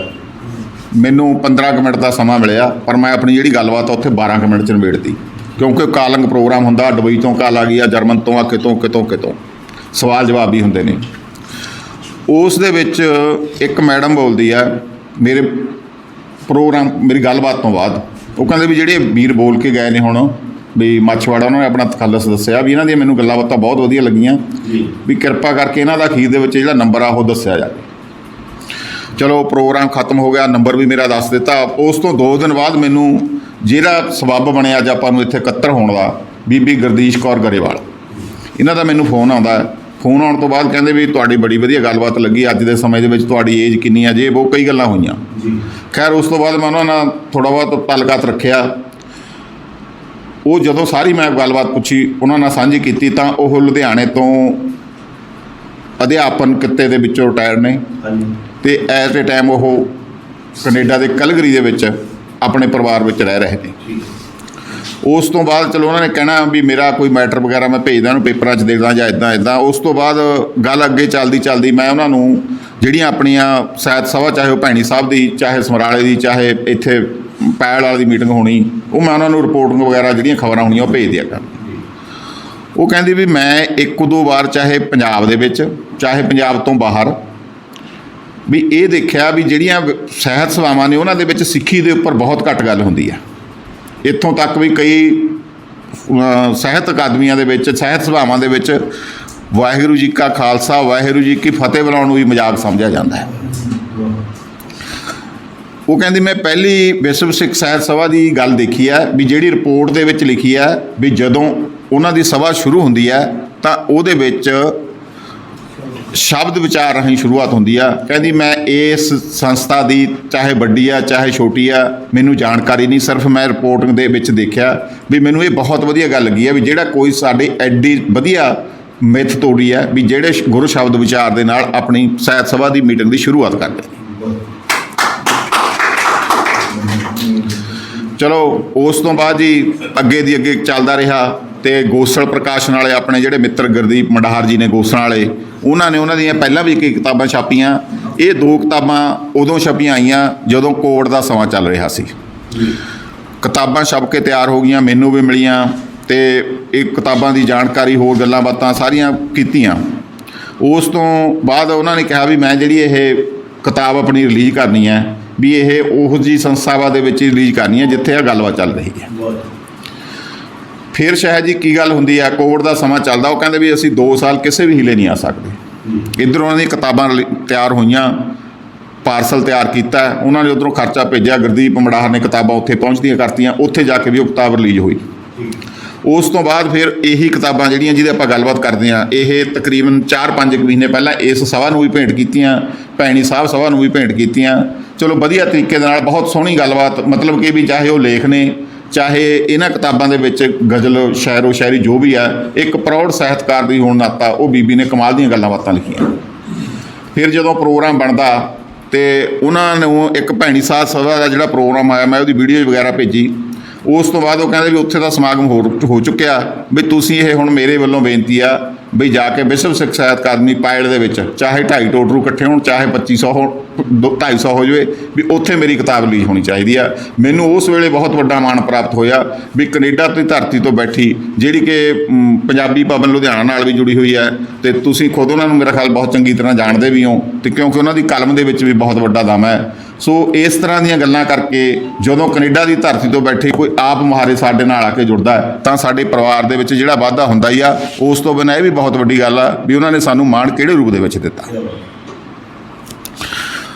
ਇਹ 2 ਕਿਤਾਬਾਂ ਉਹਨਾਂ ਦੀਆਂ, ਇੱਕ ਤਾਂ ਹੈ ਖੁਸ਼ੀਆਂ ਦੀ ਖੁਸ਼ਬੋਈ ਜਿਹੜੀ ਕਿ ਲੇਖ ਸੰਗ੍ਰਹਿ ਆ ਜਿਹਦੇ ਵਿੱਚ ਬਹੁਤ ਹੀ ਵਧੀਆ ਸ਼ਾਨਦਾਰ ਤਰੀਕੇ ਨਾਲ ਸਾਡੇ ਜੀਵਨ ਦੇ ਵਿੱਚ ਕੀ ਬੀਤ ਰਿਹਾ, ਅਸੀਂ ਕਿਹੜੀਆਂ ਗੱਲਾਂ ਬਾਤਾਂ ਦੇ ਵਿੱਚ ਫਸ ਗਏ, ਸਾਡੀ ਔਲਾਦ ਨਸ਼ੇ, ਪੰਜਾਬ ਦੀ ਸਿਆਸੀ ਜੋ ਵੀ ਹੈ, ਪੰਜਾਬ ਦਾ ਧਾਰਮਿਕ ਪੱਖ ਆ ਕਿਹੜੇ ਪਾਸੇ ਨੂੰ ਚੱਲ ਰਿਹਾ, ਬਹੁਤ ਵਧੀਆ ਤਰੀਕੇ ਦੇ ਨਾਲ ਫਿਕਰਮੰਦੀ ਦੇ ਨਾਲ ਜਿਹੜੀਆਂ ਉਹਨਾਂ ਨੇ ਇਹ ਰਚੀਆਂ ਨੇ। ਉਸ ਤੋਂ ਬਾਅਦ ਜਿਹੜੀ ਆ ਦੂਜੀ ਸਾਹਾਂ ਦੀ ਸਰਗਮ ਹੈ, ਇਹ ਪੂਰੀ ਸਮੁੱਚੀ ਹੈ ਜਿਹੜੀ ਇਹ ਗਜ਼ਲਾਂ ਦੀ ਹੈ। ਗਜ਼ਲਾਂ ਵੀ ਉਹ ਨੇ ਜਿਹਦੇ ਵਿੱਚ ਸਾਡੇ ਜਿਹੇ ਸਿਖਾਂਦਰੂਆਂ ਨੂੰ ਬਹੁਤ ਕੁਝ ਸਿੱਖਣ ਨੂੰ ਮਿਲ ਰਿਹਾ, ਕਿਉਂਕਿ ਮੈਂ ਪਿਛਲੇ 3 ਮਹੀਨੇ ਤੋਂ ਇਹ ਕਿਤਾਬ ਬਹੁਤ ਪੜ੍ਹੀ ਆ, ਅਖਬਾਰਾਂ ਨੂੰ ਵੀ ਰਿਵਿਊ ਵਗੈਰਾ ਭੇਜੇ ਆ ਅਤੇ ਖੁਦ ਨੇੜੇ ਹੋ ਕੇ ਦੇਖਣ ਦਾ ਯਤਨ ਕੀਤਾ। ਸਭ ਤੋਂ ਬੜੀ ਗੱਲ ਇਹ ਹੈ ਵੀ ਜਿਹੜਾ ਅਸੀਂ ਅੱਜ ਇੱਥੇ ਪੈੜ ਦੇ ਵਿੱਚ ਇੱਕ ਲੇਖਕਾਂ ਦੀ ਗੈਰ ਹਾਜ਼ਰੀ ਦੇ ਵਿੱਚ ਕਿਤਾਬ ਰਿਲੀਜ਼ ਕਰ ਰਿਹਾ, ਇਹ ਵੀ ਮੇਰਾ ਖਿਆਲ ਸ਼ਾਇਦ ਨਵੀਂ ਗੱਲ ਹੋਊਗੀ।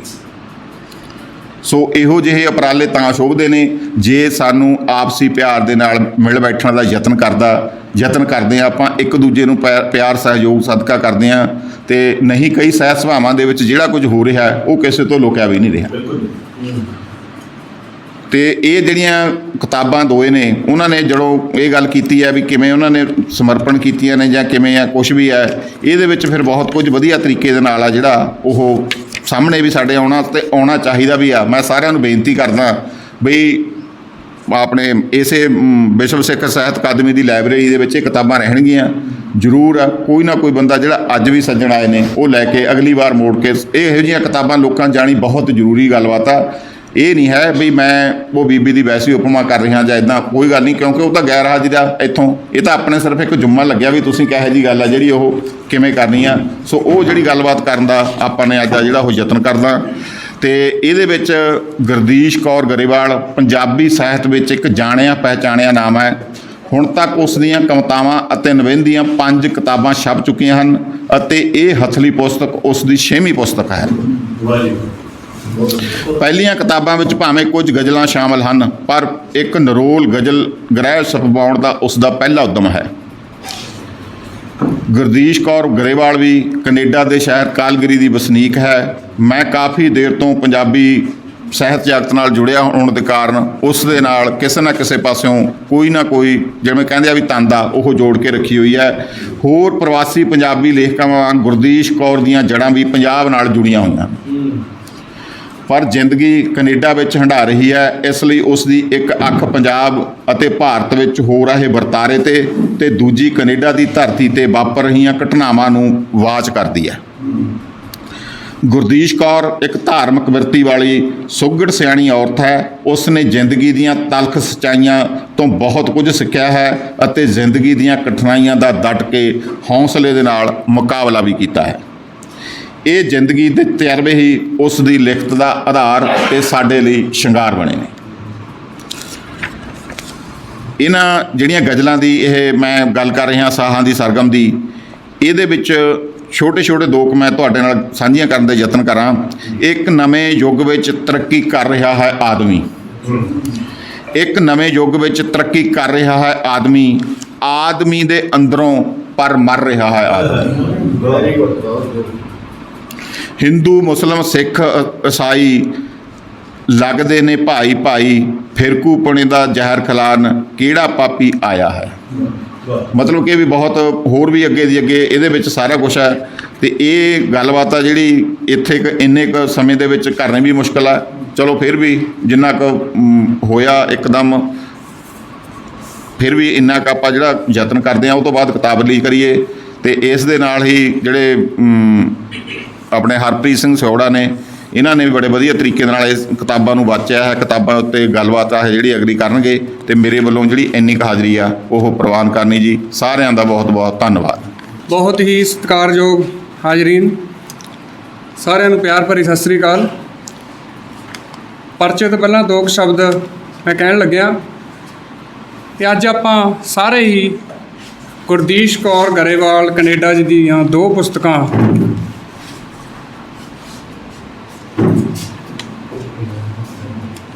ਸਾਹਾਂ ਦੀ ਸਰਗਮ ਜੋ ਗਜ਼ਲ ਸੰਗ੍ਰਹਿ ਹੈ ਅਤੇ ਖੁਸ਼ੀਆਂ ਦੀ ਖੁਸ਼ਬੋਈ ਨਿਬੰਧ ਸੰਗ੍ਰਹਿ ਹੈ, ਜਿਹਦੇ 'ਚ ਲੇਖ ਨੇ, ਰਿਲੀਜ਼ ਕਰਨ ਜਾ ਰਹੇ ਹਾਂ। ਜਿਸ ਲੇਖਕ ਨੂੰ ਅਸੀਂ ਕਦੇ ਮਿਲੇ ਨਾ ਹੋਈਏ, ਜਿਸ ਬਾਰੇ ਅਸੀਂ ਕੁਝ ਜਾਣਦੇ ਨਾ ਹੋਈਏ, ਉਸ ਲੇਖਕ ਦੀਆਂ ਕਿਤਾਬਾਂ ਬਾਰੇ ਪਰਚਾ ਲਿਖਣਾ ਔਖਾ ਹੁੰਦਾ ਹੈ। ਪਰ ਜਦੋਂ ਕੋਈ ਵਿਅਕਤੀ ਤੁਹਾਡੇ 'ਤੇ ਭਰੋਸਾ ਕਰਦੇ ਹੋਏ ਤੁਹਾਨੂੰ ਇਹ ਜ਼ਿੰਮੇਵਾਰੀ ਸੌਂਪ ਦੇਵੇ ਤਾਂ ਤੁਹਾਨੂੰ ਇਹ ਕਾਰਜ ਨੇਪਰੇ ਚਾੜ੍ਹਨਾ ਹੀ ਪੈਂਦਾ ਹੈ। ਗੋਸਲ ਪ੍ਰਕਾਸ਼ਨ ਦੇ ਮੁਖੀ ਗੁਰਦੀਪ ਮੰਡਾਹਰ ਜੀ ਅਤੇ ਬਲਵੀਰ ਸਿੰਘ ਬੱਬੀ ਜੀ ਨੇ ਮੇਰੀ ਇਹ ਡਿਊਟੀ ਲਗਾਈ ਸੀ ਕਿ ਤੁਸੀਂ ਇਹ ਦੋ ਕਿਤਾਬਾਂ ਦਾ ਪਰਚਾ ਲਿਖਣਾ ਹੈ।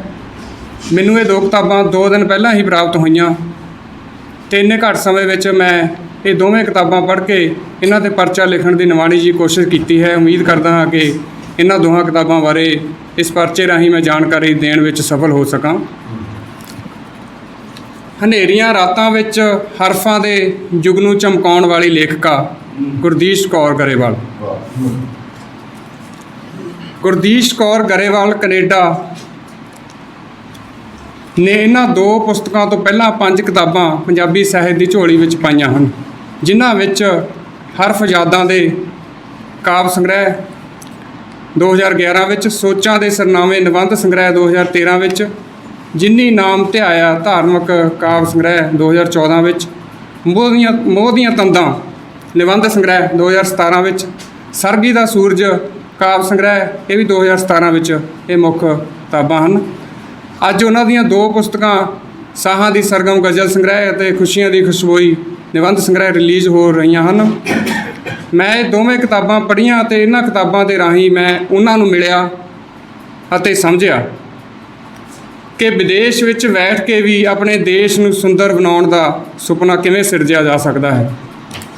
ਜੇਕਰ ਤੁਹਾਨੂੰ ਸੱਚਮੁੱਚ ਹੀ ਆਪਣੇ ਦੇਸ਼ ਨਾਲ ਪਿਆਰ ਹੋਵੇ, ਆਪਣੇ ਸਮਾਜ ਦੀ ਚਿੰਤਾ ਹੋਵੇ, ਸਮਾਜਿਕ ਤਬਦੀਲੀ ਦਾ ਫਿਕਰ ਹੋਵੇ, ਤਾਂ ਤੁਸੀਂ ਦੁਨੀਆ ਦੇ ਕਿਸੇ ਵੀ ਕੋਨੇ 'ਤੇ ਕਿਤੇ ਵੀ ਚਲੇ ਜਾਓ, ਤੁਹਾਡੀ ਕੋਸ਼ਿਸ਼ ਹਮੇਸ਼ਾ ਹੀ ਆਪਣੇ ਦੇਸ਼ ਨੂੰ ਸੰਵਾਰਨ ਲਈ, ਹਨੇਰੇ ਨੂੰ ਦੂਰ ਕਰਨ ਲਈ ਅਤੇ ਨਰੋਆ ਸਮਾਜ ਸਿਰਜਣ ਲਈ ਜਾਰੀ ਰਹਿੰਦੀ ਹੈ। ਗੁਰਦੀਸ਼ ਕੌਰ ਗਰੇਵਾਲ ਜੀ ਦੀਆਂ ਕਿਤਾਬਾਂ, ਜਿਹੜੀ ਪਹਿਲੀ ਕਿਤਾਬ ਹੈ ਸਾਹਾਂ ਦੀ ਸਰਗਮ, ਉਸ ਵਿੱਚ ਸ਼ਬਦਾਂ ਰਾਹੀਂ ਖਿਲਾਰੇ ਹੋਏ ਜਗਮਗ ਕਰਦੇ ਹੋਏ ਮੋਤੀ ਇਸ ਗੱਲ ਦੀ ਗਵਾਹੀ ਭਰਦੇ ਹਨ।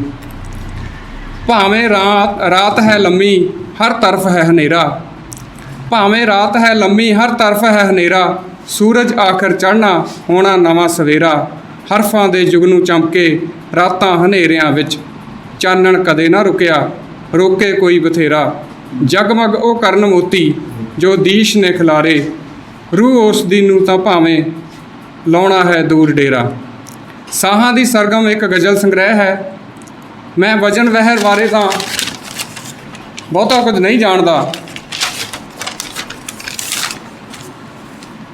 ਪਰ ਭਾਵਨਾ ਅਤੇ ਖਿਆਲਾਂ ਦੇ ਪੱਖੋਂ ਸਾਰੀਆਂ ਹੀ ਗਜ਼ਲਾਂ ਜੋ ਵੱਖ-ਵੱਖ ਵਿਸ਼ਿਆਂ 'ਤੇ ਆਧਾਰਿਤ ਹਨ, ਬਾਕਮਾਲ ਹਨ, ਜਿਨ੍ਹਾਂ ਵਿੱਚ ਲੋਕਾਈ ਦਾ ਦਰਦ ਸਮੋਇਆ ਹੋਇਆ ਹੈ। ਜੇਕਰ ਤੁਹਾਡੀ ਭਾਵਨਾ, ਖਿਆਲ ਅਤੇ ਫਿਕਰਮੰਦੀ ਲੋਕ ਪੱਖੀ ਹੈ ਤਾਂ ਉੱਥੇ ਵਜ਼ਨ ਅਤੇ ਵਹਿਰਾਂ ਆਪਣੇ ਆਪ ਹੀ ਤੁਹਾਡੇ ਪੱਖ ਵਿੱਚ ਹੋ ਜਾਂਦੀਆਂ ਹਨ। ਸ਼ਾਇਰਾਂ ਨੇ ਆਪਣੇ ਵੱਲੋਂ ਲਿਖੇ ਹੋਏ ਸ਼ਬਦਾਂ ਰਾਹੀਂ ਦੱਸਿਆ ਹੈ ਕਿ ਉਹਨਾਂ ਨੇ ਗਜ਼ਲ ਲਿਖਣ ਦੇ ਸ਼ੌਕ ਨੂੰ ਪੂਰਾ ਕਰਨ ਲਈ ਸਭ ਤੋਂ ਪਹਿਲਾਂ ਸਰਦਾਰ ਪੰਛੀ ਜੀ ਤੋਂ ਸਿੱਖਣਾ ਸ਼ੁਰੂ ਕੀਤਾ ਸੀ ਅਤੇ ਵਿਦੇਸ਼ ਜਾ ਕੇ ਉਸਤਾਦ ਸ਼ਾਇਰ ਕਸ਼ਮੀਰਾ ਸਿੰਘ ਚਮਨ, ਜਿਨ੍ਹਾਂ ਨੇ ਕੈਲਗਰੀ ਵਿੱਚ ਸਾਹਿਤ ਸਭਾਵਾਂ ਦਾ ਮੁੱਢ ਬੰਨ੍ਹਿਆ ਸੀ, ਉਹਨਾਂ ਤੋਂ ਗਜ਼ਲ ਵਿੱਦਿਆ ਹਾਸਲ ਕੀਤੀ।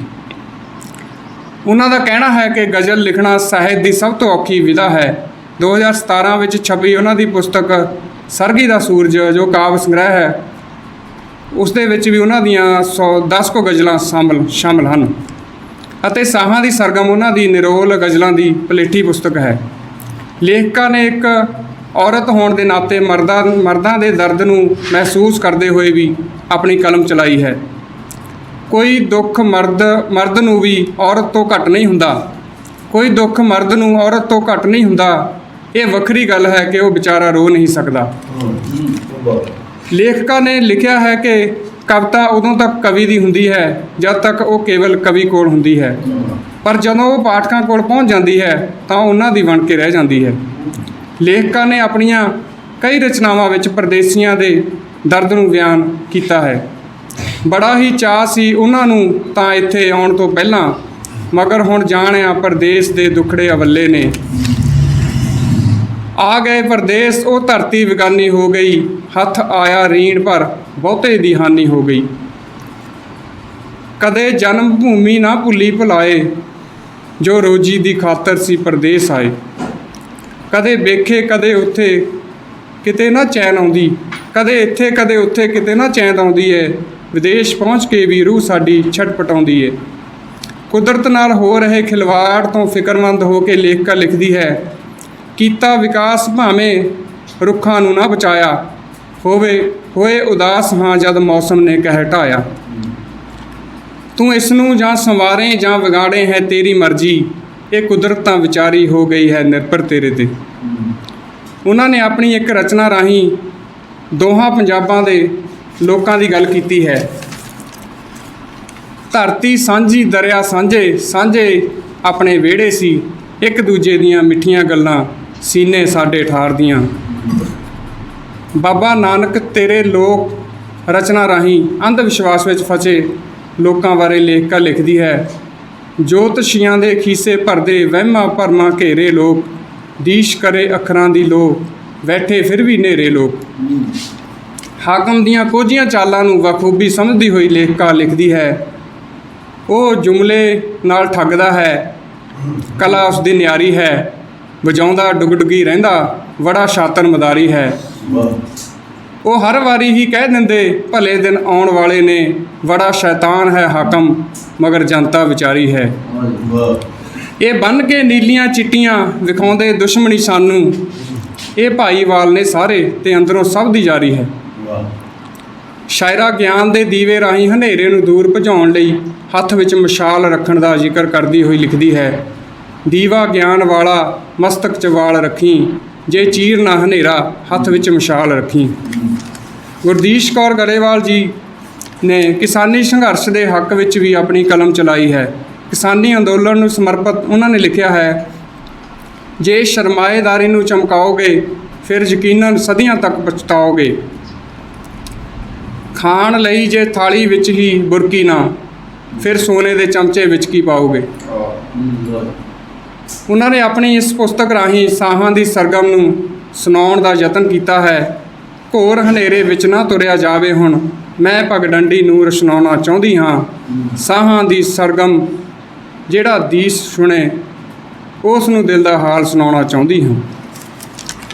ਇਹ ਸੀਗੀ ਉਹਨਾਂ ਦੀ ਪਹਿਲੀ ਕਿਤਾਬ। ਅਤੇ ਦੂਸਰੀ ਕਿਤਾਬ ਉਹਨਾਂ ਦੀ ਖੁਸ਼ੀਆਂ ਦੀ ਖੁਸ਼ਬੋਈ ਨਿਬੰਧ ਸੰਗ੍ਰਹਿ ਹੈ, ਜਿਸ ਦੇ ਸੰਬੰਧ ਵਿੱਚ ਆਪ ਨੇ ਸਮਾਜਿਕ, ਧਾਰਮਿਕ, ਅੱਖੀਂ ਡਿੱਠਾ ਕੈਨੇਡਾ ਅਤੇ ਸਿਹਤ ਸੰਭਾਲ 4 ਭਾਗਾਂ ਵਿੱਚ ਨਿਬੰਧ ਲਿਖੇ ਹਨ, ਜਿਨ੍ਹਾਂ ਵਿੱਚ ਸਮਾਜਿਕ ਵਿਸ਼ਿਆਂ ਉੱਤੇ 8 ਅਤੇ ਬਾਕੀ ਵਿਸ਼ਿਆਂ ਉੱਤੇ 5-5 ਲੇਖ ਸ਼ਾਮਲ ਹਨ, ਜਿਨ੍ਹਾਂ ਨੂੰ ਪੜ੍ਹ ਕੇ ਪਤਾ ਲੱਗਦਾ ਹੈ ਕਿ ਲੇਖਕਾਂ ਨੇ ਸਮਾਜ ਵਿੱਚ ਆਏ ਹੋਏ ਨਿਘਾਰ 'ਤੇ ਚਿੰਤਾ ਪ੍ਰਗਟ ਕਰਦੇ ਹੋਏ ਇਨਸਾਨ ਨੂੰ ਫਿਕਰਮੰਦ ਹੋਣ ਲਈ ਪ੍ਰੇਰਿਤ ਕੀਤਾ ਹੈ।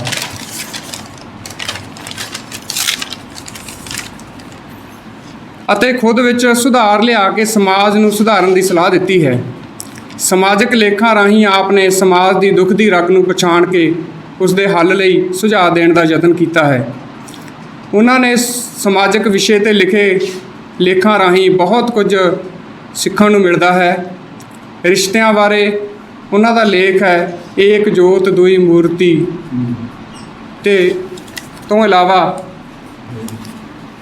ਅੱਜ ਦੇ ਨੌਜਵਾਨਾਂ ਦੀ ਫਿਕਰ ਕਰਦਾ ਲੇਖ ਭਗਤ ਸਿੰਘ ਦੇ ਵਾਰਸ ਕਿੱਧਰ ਨੂੰ ਪੜ੍ਹਨਯੋਗ ਹੈ।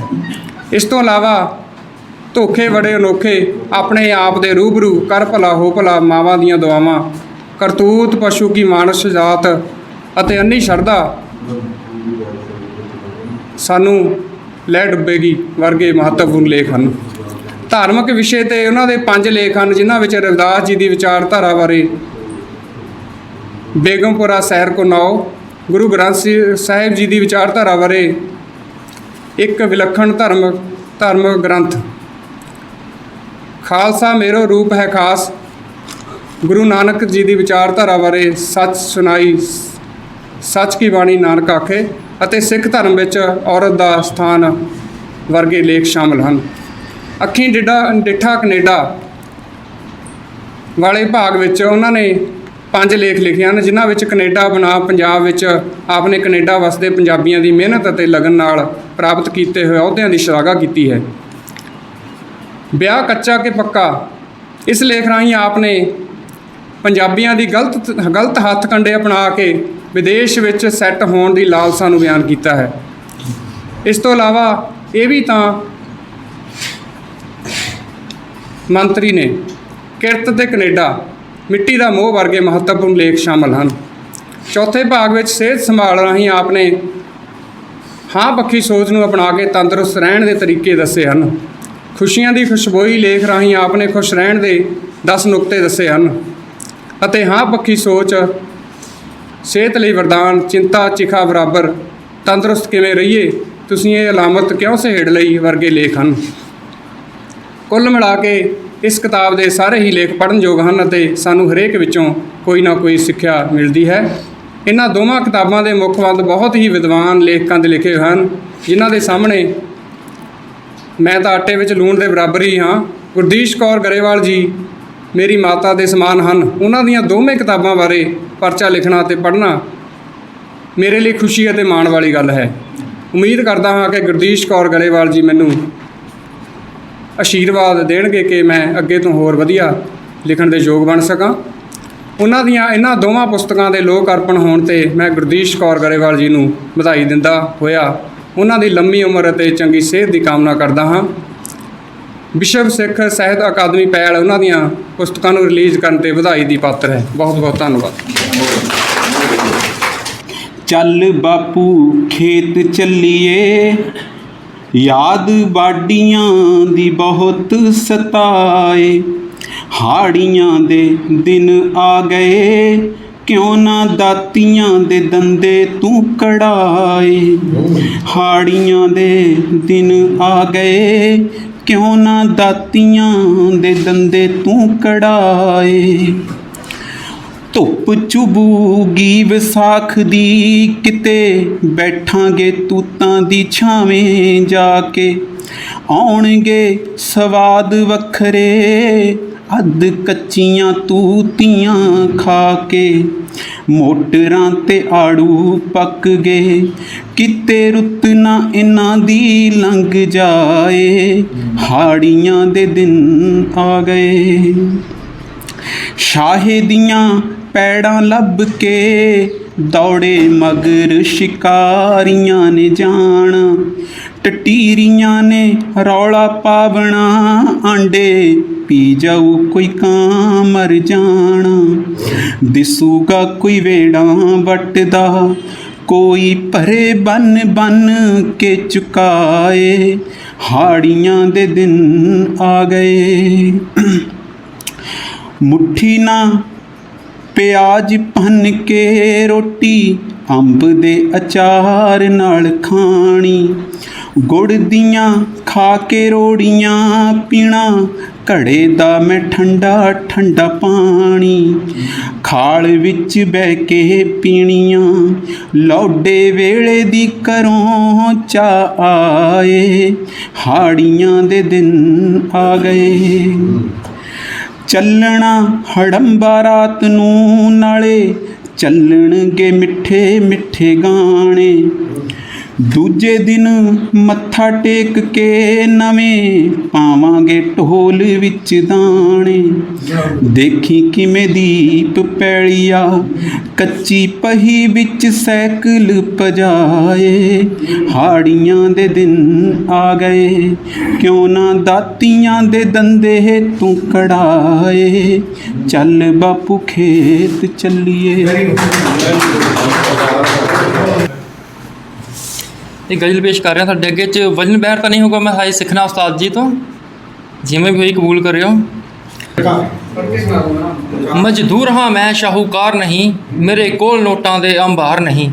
ਧੀ ਨੂੰ ਵਿਆਹ ਬਾਪ ਕਰਜ਼ੇ 'ਚ ਡੁੱਬਿਆ, ਸਹੁਰਿਆਂ ਨੇ ਝੱਲੀ ਦਿਨ ਚਾਰ ਨਹੀਂ।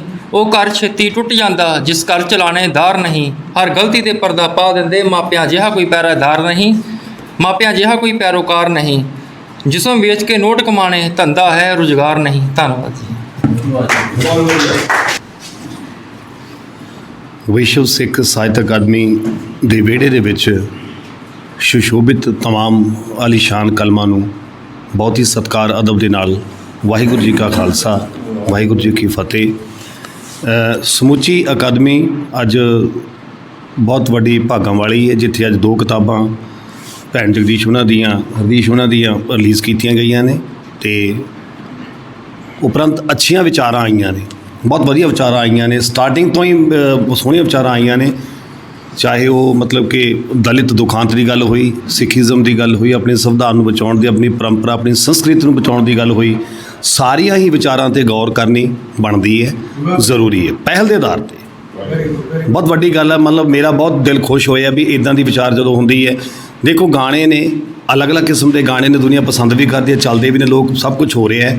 ਪਰ ਜਿਹੜਾ ਸਾਡਾ ਮੁੱਢਲਾ ਅਤੇ ਮੇਨ ਅਖਲਾਕੀ ਫਰਜ਼ ਹੈਗਾ, ਜੇਕਰ ਉਹਦੇ ਪ੍ਰਤੀ ਆਪਾਂ ਹੀ ਜਾਗਰੂਕ ਹੈਗੇ ਹਾਂ, ਔਰ ਫਿਰ ਜਾਗਰੂਕ ਹੋਣ ਤੋਂ ਬਾਅਦ ਅਸੀਂ ਆਪਣੀਆਂ ਕਲਮਾਂ ਨੂੰ ਉਹਦੇ ਬਸ ਵੱਲ ਨੂੰ ਮੋੜਾਂਗੇ, ਤਾਂ ਹੀ ਸਾਡਾ ਇੱਥੇ ਆਉਣ ਦਾ ਹਾਸਲ ਹੈ, ਤਾਂ ਹੀ ਸਾਡਾ ਇੱਥੇ। ਸੋ ਬਹੁਤ ਸ਼ੁਕਰੀਆ। ਇੱਕ ਮੈਂ ਤੁਹਾਡੇ ਨਾਲ ਛੋਟੀ ਜਾਣਕਾਰੀ ਹੋਰ ਸਾਂਝੀ ਕਰ ਲਿਆ ਕਿ ਮੇਰੇ ਕੋਲ ਅੱਜ ਰਜਿੰਦਰ ਕੁਮਾਰ ਇਹ ਲੁਧਿਆਣੇ ਤੋਂ ਆਏ ਨੇ। ਇਹਨਾਂ ਨੂੰ ਲਿਖਣ ਦਾ ਸ਼ੌਕ ਹੈ, ਬਟ ਇਹਨਾਂ ਨੇ ਕਾਫੀ ਜਗ੍ਹਾ ਅਪਰੋਚ ਕੀਤੀ, ਅਤੇ ਇਹਨਾਂ ਨੇ ਫਿਰ ਕਹਿੰਦੇ ਵੀ ਮੈਂ ਚਾਹੇ ਕੁਝ ਵੀ ਹੋ ਜਾਵੇ ਜੀ, ਮੈਨੂੰ ਤੁਸੀਂ ਲੜ ਲਾਓ। ਮੈਂ ਇਹਨਾਂ ਨੂੰ ਕਿਹਾ ਵੀ ਕਈ ਵਾਰ ਸਮੇਂ ਦੀ ਘਾਟ ਹੁੰਦੀ ਹੈ, ਅਸੀਂ ਆਪ ਹਾਲੇ ਲੜ ਲੱਗੇ ਹੋਏ ਹਾਂ, ਪਹਿਲੀ ਗੱਲ। ਸੈਕੰਡਲੀ ਇਹ ਹੈ ਵੀ ਹਜੇ ਆਪ ਅਭਿਆਸ ਕਰ ਰਹੇ ਹਾਂ, ਹੈ ਨਾ, ਪਰ ਇਹ ਮਿਹਨਤੀ ਬੰਦੇ ਨੇ। ਮੈਂ ਇਹਨਾਂ ਨੂੰ ਕਿਹਾ ਵੀ ਕੋਈ ਗੱਲ ਨਹੀਂ, ਮੈਂ ਜਿੰਨੇ ਕੁ ਜੋਗਾ ਹੈਗਾ ਮੈਂ ਤੁਹਾਨੂੰ ਦੱਸੂੰਗਾ। ਇਹ ਉਸਤਾਦੀ ਸ਼ਾਗਿਰਦੀ ਦੀ ਰਸਮ ਵੀ ਆਪਣੇ ਇਸ ਸਤਿਕਾਰਯੋਗ ਮੰਚ ਤੋਂ ਕਰਨ ਆਏ ਨੇ। ਅਤੇ ਬਾਕੀ ਮੈਂ ਜਿੱਦਾਂ ਕਹਿੰਦੇ ਨੇ ਵੀ I shall to try up to my level best, ਮੈਂ ਆਪਣੇ ਵੱਲੋਂ ਪੂਰੀ ਕੋਸ਼ਿਸ਼ ਕਰੂੰਗਾ, ਜਿੰਨੇ ਜੋਗਾ ਮੈਨੂੰ ਪਤਾ ਮੈਂ ਇਹਨਾਂ ਨੂੰ ਦੱਸੂੰਗਾ। ਹੋ ਸਕਦਾ ਇਹਨਾਂ ਦੇ ਅੰਦਰ ਉਸ ਤੋਂ ਜ਼ਿਆਦਾ ਪਰਮਾਤਮਾ ਗੁਣ ਹੋਰ ਪੈਦਾ ਕਰੇ, ਅਤੇ ਮੈਂ ਆਪਣੇ ਵੱਲੋਂ ਜਿਹੜਾ ਹੈ ਪੂਰੀ ਕੋਸ਼ਿਸ਼ ਕਰਾਂਗਾ। ਇਹਨਾਂ ਦਾ ਇੱਥੇ ਸਵਾਗਤ ਹੈ। ਤਾਂ ਇੰਨੀ ਗੱਲ ਮੈਂ ਕਹਿੰਦਾ ਹੋਇਆ ਆਪਣੀ ਗਜ਼ਲ ਦੇ ਕੁਝ ਸ਼ੇਰ ਤੁਹਾਡੇ ਨਾਲ ਮੈਂ ਸਾਂਝੇ ਕਰਦਾ ਹਾਂ। ਗਜ਼ਲ ਦਾ ਮਤਲਬ ਹੈ, ਜੇਕਰ ਤੈਨੂੰ ਆਪਣਿਆਂ ਦੀ ਸਾਰ ਨਹੀਂ, ਜੇਕਰ ਤੈਨੂੰ ਆਪਣਿਆਂ ਦੀ ਸਾਰ ਨਹੀਂ, ਤੇਰੇ ਵਰਗਾ ਦੁਨੀਆ ਤੇ ਕੋਈ ਭਾਰ ਨਹੀਂ। ਜੇਕਰ ਤੈਨੂੰ ਆਪਣਿਆਂ ਦੀ ਸਾਰ ਨਹੀਂ, ਤੇਰੇ ਵਰਗਾ ਦੁਨੀਆ ਤੇ ਕੋਈ ਭਾਰ ਨਹੀਂ। ਔਰ ਮੜਿਆ ਜਾ ਤੂੰ ਚਾਹੇ ਸੋਨੇ ਚਾਂਦੀ ਵਿੱਚ। ਇਹ ਸ਼ੇਰ ਬਤੌਰ ਖਾਸ ਹੈ, ਸੁਣਨਾ ਗੌਰ ਨਾਲ। ਮੜਿਆ ਜਾ ਤੂੰ ਚਾਹੇ ਸੋਨੇ ਚਾਂਦੀ ਵਿੱਚ, ਮਾਂ ਪਿਓ ਦਾ ਪਰ ਸਕਦਾ ਕਰਜ਼ ਉਤਾਰ ਨਹੀਂ। ਮੜਿਆ ਜਾ ਤੂੰ ਚਾਹੇ ਸੋਨੇ ਚਾਂਦੀ ਵਿੱਚ, ਮਾਂ ਪਿਓ ਦਾ ਪਰ ਸਕਦਾ ਕਰਜ਼ ਉਤਾਰ ਨਹੀਂ। ਔਰ ਮੈਂ ਸੁਣਿਆ ਉਹ ਕਾਤਲ ਹੈ ਖੁਸ਼ਬੂਆਂ ਦਾ। ਮੈਂ ਸੁਣਿਆ ਮਨਕੂ ਸਾਹਿਬ, ਮੈਂ ਸੁਣਿਆ ਉਹ ਕਾਤਲ ਹੈ ਖੁਸ਼ਬੂਆਂ ਦਾ, ਤਾਈਓ ਉਸ ਦੇ ਵਿਹੜੇ ਵਿੱਚ ਬਹਾਰ ਨਹੀਂ। ਬਹਾਰ ਨਹੀਂ। ਮੈਂ ਸੁਣਿਆ ਉਹ ਕਾਤਲ ਹੈ ਖੁਸ਼ਬੂਆਂ ਦਾ, ਤਾਈਓ ਉਸ ਦੇ ਵਿਹੜੇ ਵਿੱਚ ਬਹਾਰ ਨਹੀਂ। ਔਰ ਆਹ ਸ਼ੇਰ ਹੈ, ਇਸੇ ਕਰਕੇ ਭਟਕਣ ਲੱਗੀ ਰਹਿੰਦੀ ਹੈ, ਇਸੇ ਕਰਕੇ ਭਟਕਣ ਲੱਗੀ ਰਹਿੰਦੀ ਹੈ। ਉਸ ਤੋਂ ਆਪਣੀ ਹਉਮੈ ਹੋਈ ਮਾਰ ਨਹੀਂ, ਉਸ ਤੋਂ ਆਪਣੀ ਹਉਮੈ ਹੋਈ ਮਾਰ ਨਹੀਂ। ਔਰ ਆ ਵੀ ਸ਼ੇਰ ਬਤੌਰ ਖਾਸ ਤੁਹਾਡੇ ਸਾਰਿਆਂ ਲਈ। ਕਿਕੂ ਖੁਸ਼ਬੂ ਆਵੇ ਉਸ ਦੇ ਸ਼ਬਦਾਂ ਚੋਂ, ਕਿਕੂ ਖੁਸ਼ਬੂ ਆਵੇ ਉਸ ਦੇ ਸ਼ਬਦਾਂ ਚੋਂ, ਜਿਸ ਬੰਦੇ ਦਾ ਹਿਰਦਾ ਖੁਸ਼ਬੂਦਾਰ ਨਹੀਂ। ਜਿਸ ਬੰਦੇ ਦਾ ਹਿਰਦਾ ਖੁਸ਼ਬੂਦਾਰ ਨਹੀਂ। ਔਰ ਇਸ ਗਜ਼ਲ ਦਾ ਜੋ ਮਕਤਾ ਹੈ, ਇਸ ਦੀ ਖਾਤਰ ਸ਼ਾਹਿਦ ਸਬਰ ਜ਼ਰੂਰੀ ਹੈ, ਇਸ ਦੀ ਖਾਤਰ ਸ਼ਾਹਿਦ ਸਬਰ ਜ਼ਰੂਰੀ ਹੈ। ਇਸ ਤੋਂ ਬਿਨ ਭਵ ਸਾਗਰ ਹੋਣਾ ਪਾਰ ਨਹੀਂ। ਔਰ ਜੇਕਰ ਤੈਨੂੰ ਆਪਣਿਆਂ ਦੀ ਸਾਰ ਨਹੀਂ, ਤੇਰੇ ਵਰਗਾ ਦੁਨੀਆ ਤੇ ਕੋਈ ਭਾਰ ਨਹੀਂ। ਬਹੁਤ ਬਹੁਤ ਸ਼ੁਕਰੀਆ, ਮਿਹਰਬਾਨੀ। ਐਸਾ ਲਿਖ ਦੇ ਕੋਈ ਗੀਤ ਜੋ ਗੱਲ ਸਾਰਿਆਂ ਦੀ ਕਰੇ। ਐਸਾ ਲਿਖ ਦੇ ਕੋਈ ਗੀਤ ਜੋ ਗੱਲ ਸਾਰਿਆਂ ਦੀ ਕਰੇ। ਹਾਸਾ ਹੱਸਦੇ ਨਾ ਹੱਸੇ, ਹੌਕਾ ਰੋਂਦੇ ਨਾ ਭਰੇ। ਅੱਛਾ ਜੀ, ਬਹੁਤ ਅੱਛਾ। ਐਸਾ ਲਿਖ ਦੇ ਕੋਈ ਗੀਤ ਜੋ ਗੱਲ ਸਾਰਿਆਂ ਦੀ ਕਰੇ।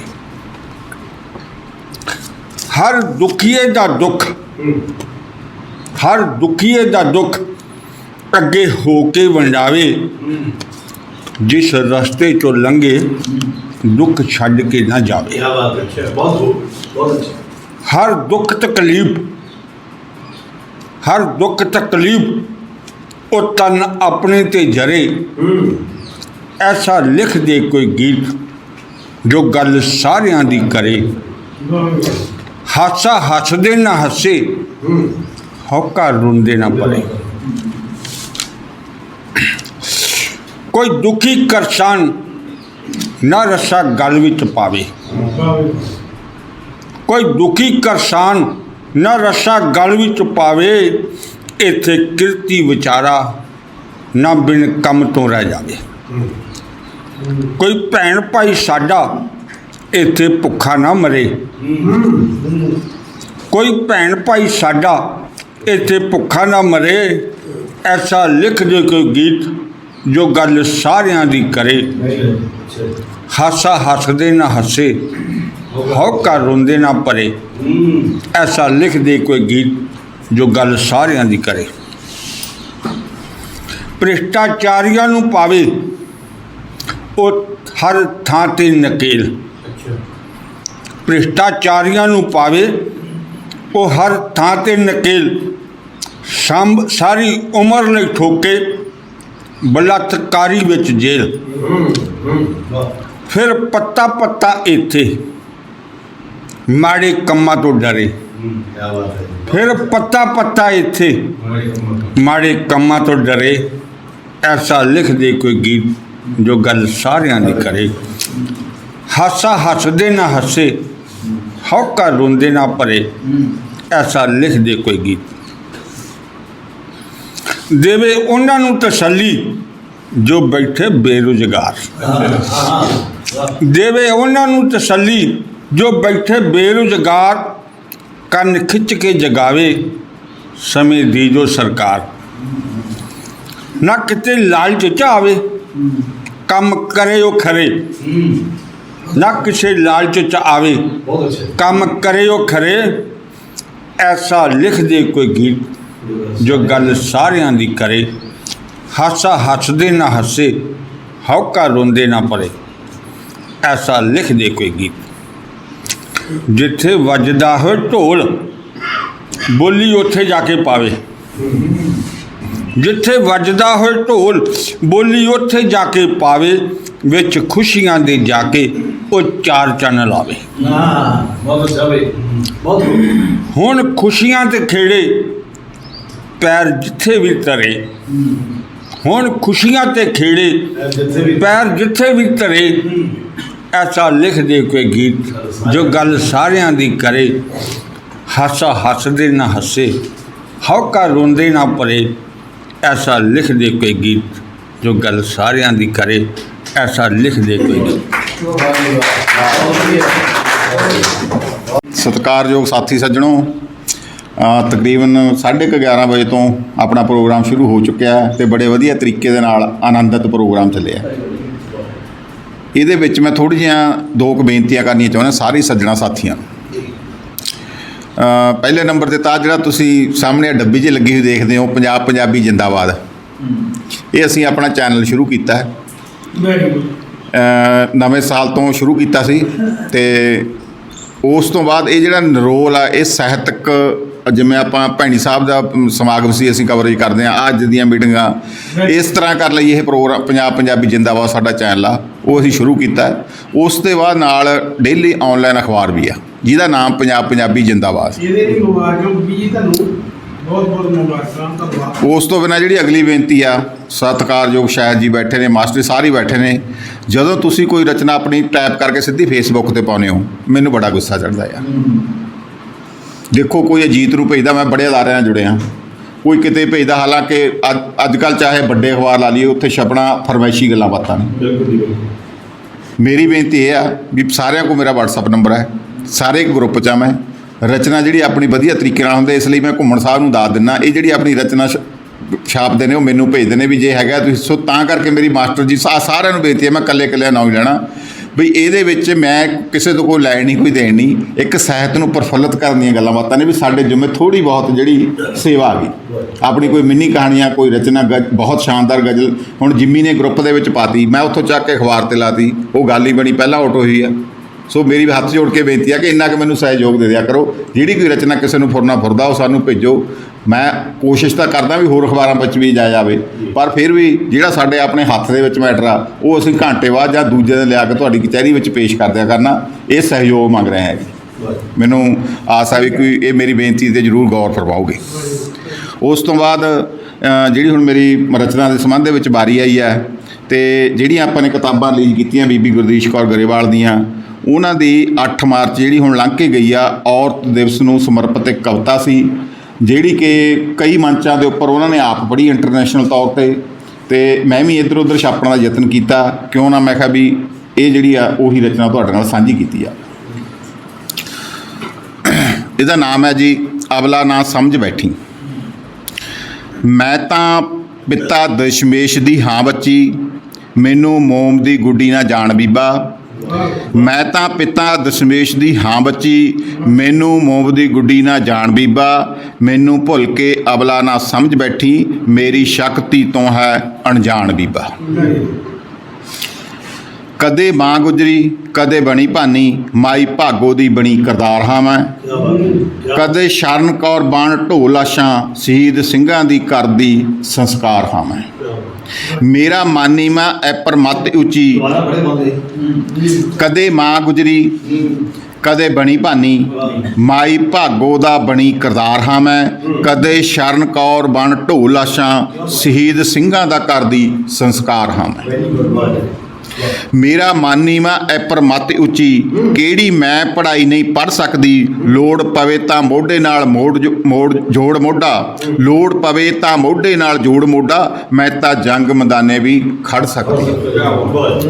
ਰਹੀ ਯੁੱਗਾਂ ਤੋਂ ਮਮਤਾ ਦੀ ਹਾਂ ਮੂਰਤ, ਰਹੀ ਯੁੱਗਾਂ ਤੋਂ ਮਮਤਾ ਦੀ ਹਾਂ ਮੂਰਤ, ਜਿਹੜੀ ਘਰ ਸੰਸਾਰ ਵਸਾ ਸਕਦੀ, ਲੋੜ ਪਾਏ ਤਾਂ ਸਿੱਖੀ ਤੋਂ ਵਾਰ ਮਮਤਾ, ਲੋੜ ਪਾਏ ਤਾਂ ਸਿੱਖੀ ਤੋਂ ਵਾਰ ਮਮਤਾ, ਟੋਟੇ ਜਿਗਰ ਦੇ ਟੋਟੇ ਕਰਵਾ ਸਕਦੀ ਹੈ। ਕੀ ਕਰੇਗਾ ਮਹਿਲ ਚਵਾਰਿਆਂ ਨੂੰ ਮੇਰੇ ਬਾਝੋਂ ਇਹ ਘਰ ਮਕਾਨ ਰਹਿਣੇ। ਕੀ ਕਰੇਗਾ ਮਹਿਲ ਚਵਾਰਿਆਂ ਨੂੰ ਮੇਰੇ ਬਾਝੋਂ ਇਹ ਘਰ ਮਕਾਨ ਰਹਿਣੇ। ਕੱਲਾ ਨਹੀਂ ਤੂੰ ਦੁਨੀਆ ਵਸਾ ਸਕਦਾ, ਮੇਰੀ ਹੋਂਦ ਦੇ ਨਾਲ ਜਹਾਨ ਰਹਿਣੇ। ਸਾਂਭ ਰੱਖਿਆ ਘਰ ਪਰਿਵਾਰ ਤੇਰਾ, ਤੇਰੀ ਸ਼ਕਤੀ ਤੇ ਤੇਰਾ ਪਿਆਰ ਹਾਂ ਮੈਂ। ਮੇਰੇ ਕਾਰਨ ਉਡਾਰੀਆਂ ਲਾਈ ਜਾਵੇਂ, ਤੇਰੇ ਘਰ ਦੀ ਬਣੀ ਸ਼ਿੰਗਾਰ ਹਾਂ ਮੈਂ। ਤਾਂ ਜਨਮਦਾਤੀ ਰਾਜੇ ਰਾਣਿਆਂ ਦੀ, ਮੈਂ ਤਾਂ ਜਨਮਦਾਤੀ ਰਾਜੇ ਰਾਣਿਆਂ ਦੀ। ਬਾਬੇ ਨਾਨਕ ਨੇ ਮੈਨੂੰ ਖਿਤਾਬ ਦਿੱਤਾ, ਤੂੰ ਤਾਂ ਪੈਰ ਦੀ ਜੁੱਤੀ ਹੀ ਸਮਝ ਛੱਡਿਆ, ਮੈਨੂੰ ਪੈਰਾਂ 'ਚ ਰੋਲ ਜਨਾਬ ਦਿੱਤਾ। ਭਾਵੇਂ ਸਬਰ ਸੰਤੋਖ ਦੀ ਹਾਂ ਮੂਰਤ, ਭਾਵੇਂ ਸਬਰ ਸੰਤੋਖ ਦੀ ਹਾਂ ਮੂਰਤ, ਲੇਕਿਨ ਫੁੱਲ ਹੀ ਨਹੀਂ ਫਲਾਦ ਹਾਂ ਮੈਂ। ਲਿਖਿਆ ਪਿੱਠ ਤੇ ਗਿਆ ਇਤਿਹਾਸ ਮੇਰਾ, ਸਾਹਿਬ ਕੌਰ ਦੀ ਨੇਕ ਔਲਾਦ ਹਾਂ ਮੈਂ, ਸਾਹਿਬ ਕੌਰ ਦੀ ਨੇਕ ਔਲਾਦ ਹਾਂ ਮੈਂ। ਧੰਨਵਾਦ ਜੀ, ਇਹ ਬਹੁਤ ਜ਼ਰੂਰੀ ਹਾਜ਼ਰੀ ਲਾਉਣੀ ਸੀ ਤੇ ਸਭ ਨੂੰ ਪਸੰਦ ਆਈ, ਬੜੀ ਮਿਹਰਬਾਨੀ।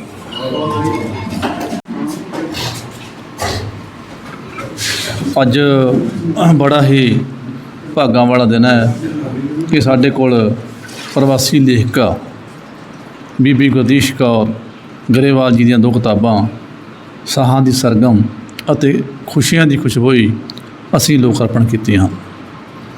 ਸੋ ਜਿੰਨੇ ਵੀ ਆਪਣੇ ਕੋਲੇ ਸਾਡੇ ਸਾਹਿਤ ਪ੍ਰੇਮੀ ਆਏ ਨੇ, ਸਾਰਿਆਂ ਨੇ ਬਹੁਤ ਵਧੀਆ ਤਰ੍ਹਾਂ ਪੇਸ਼ ਕੀਤੀਆਂ ਨੇ।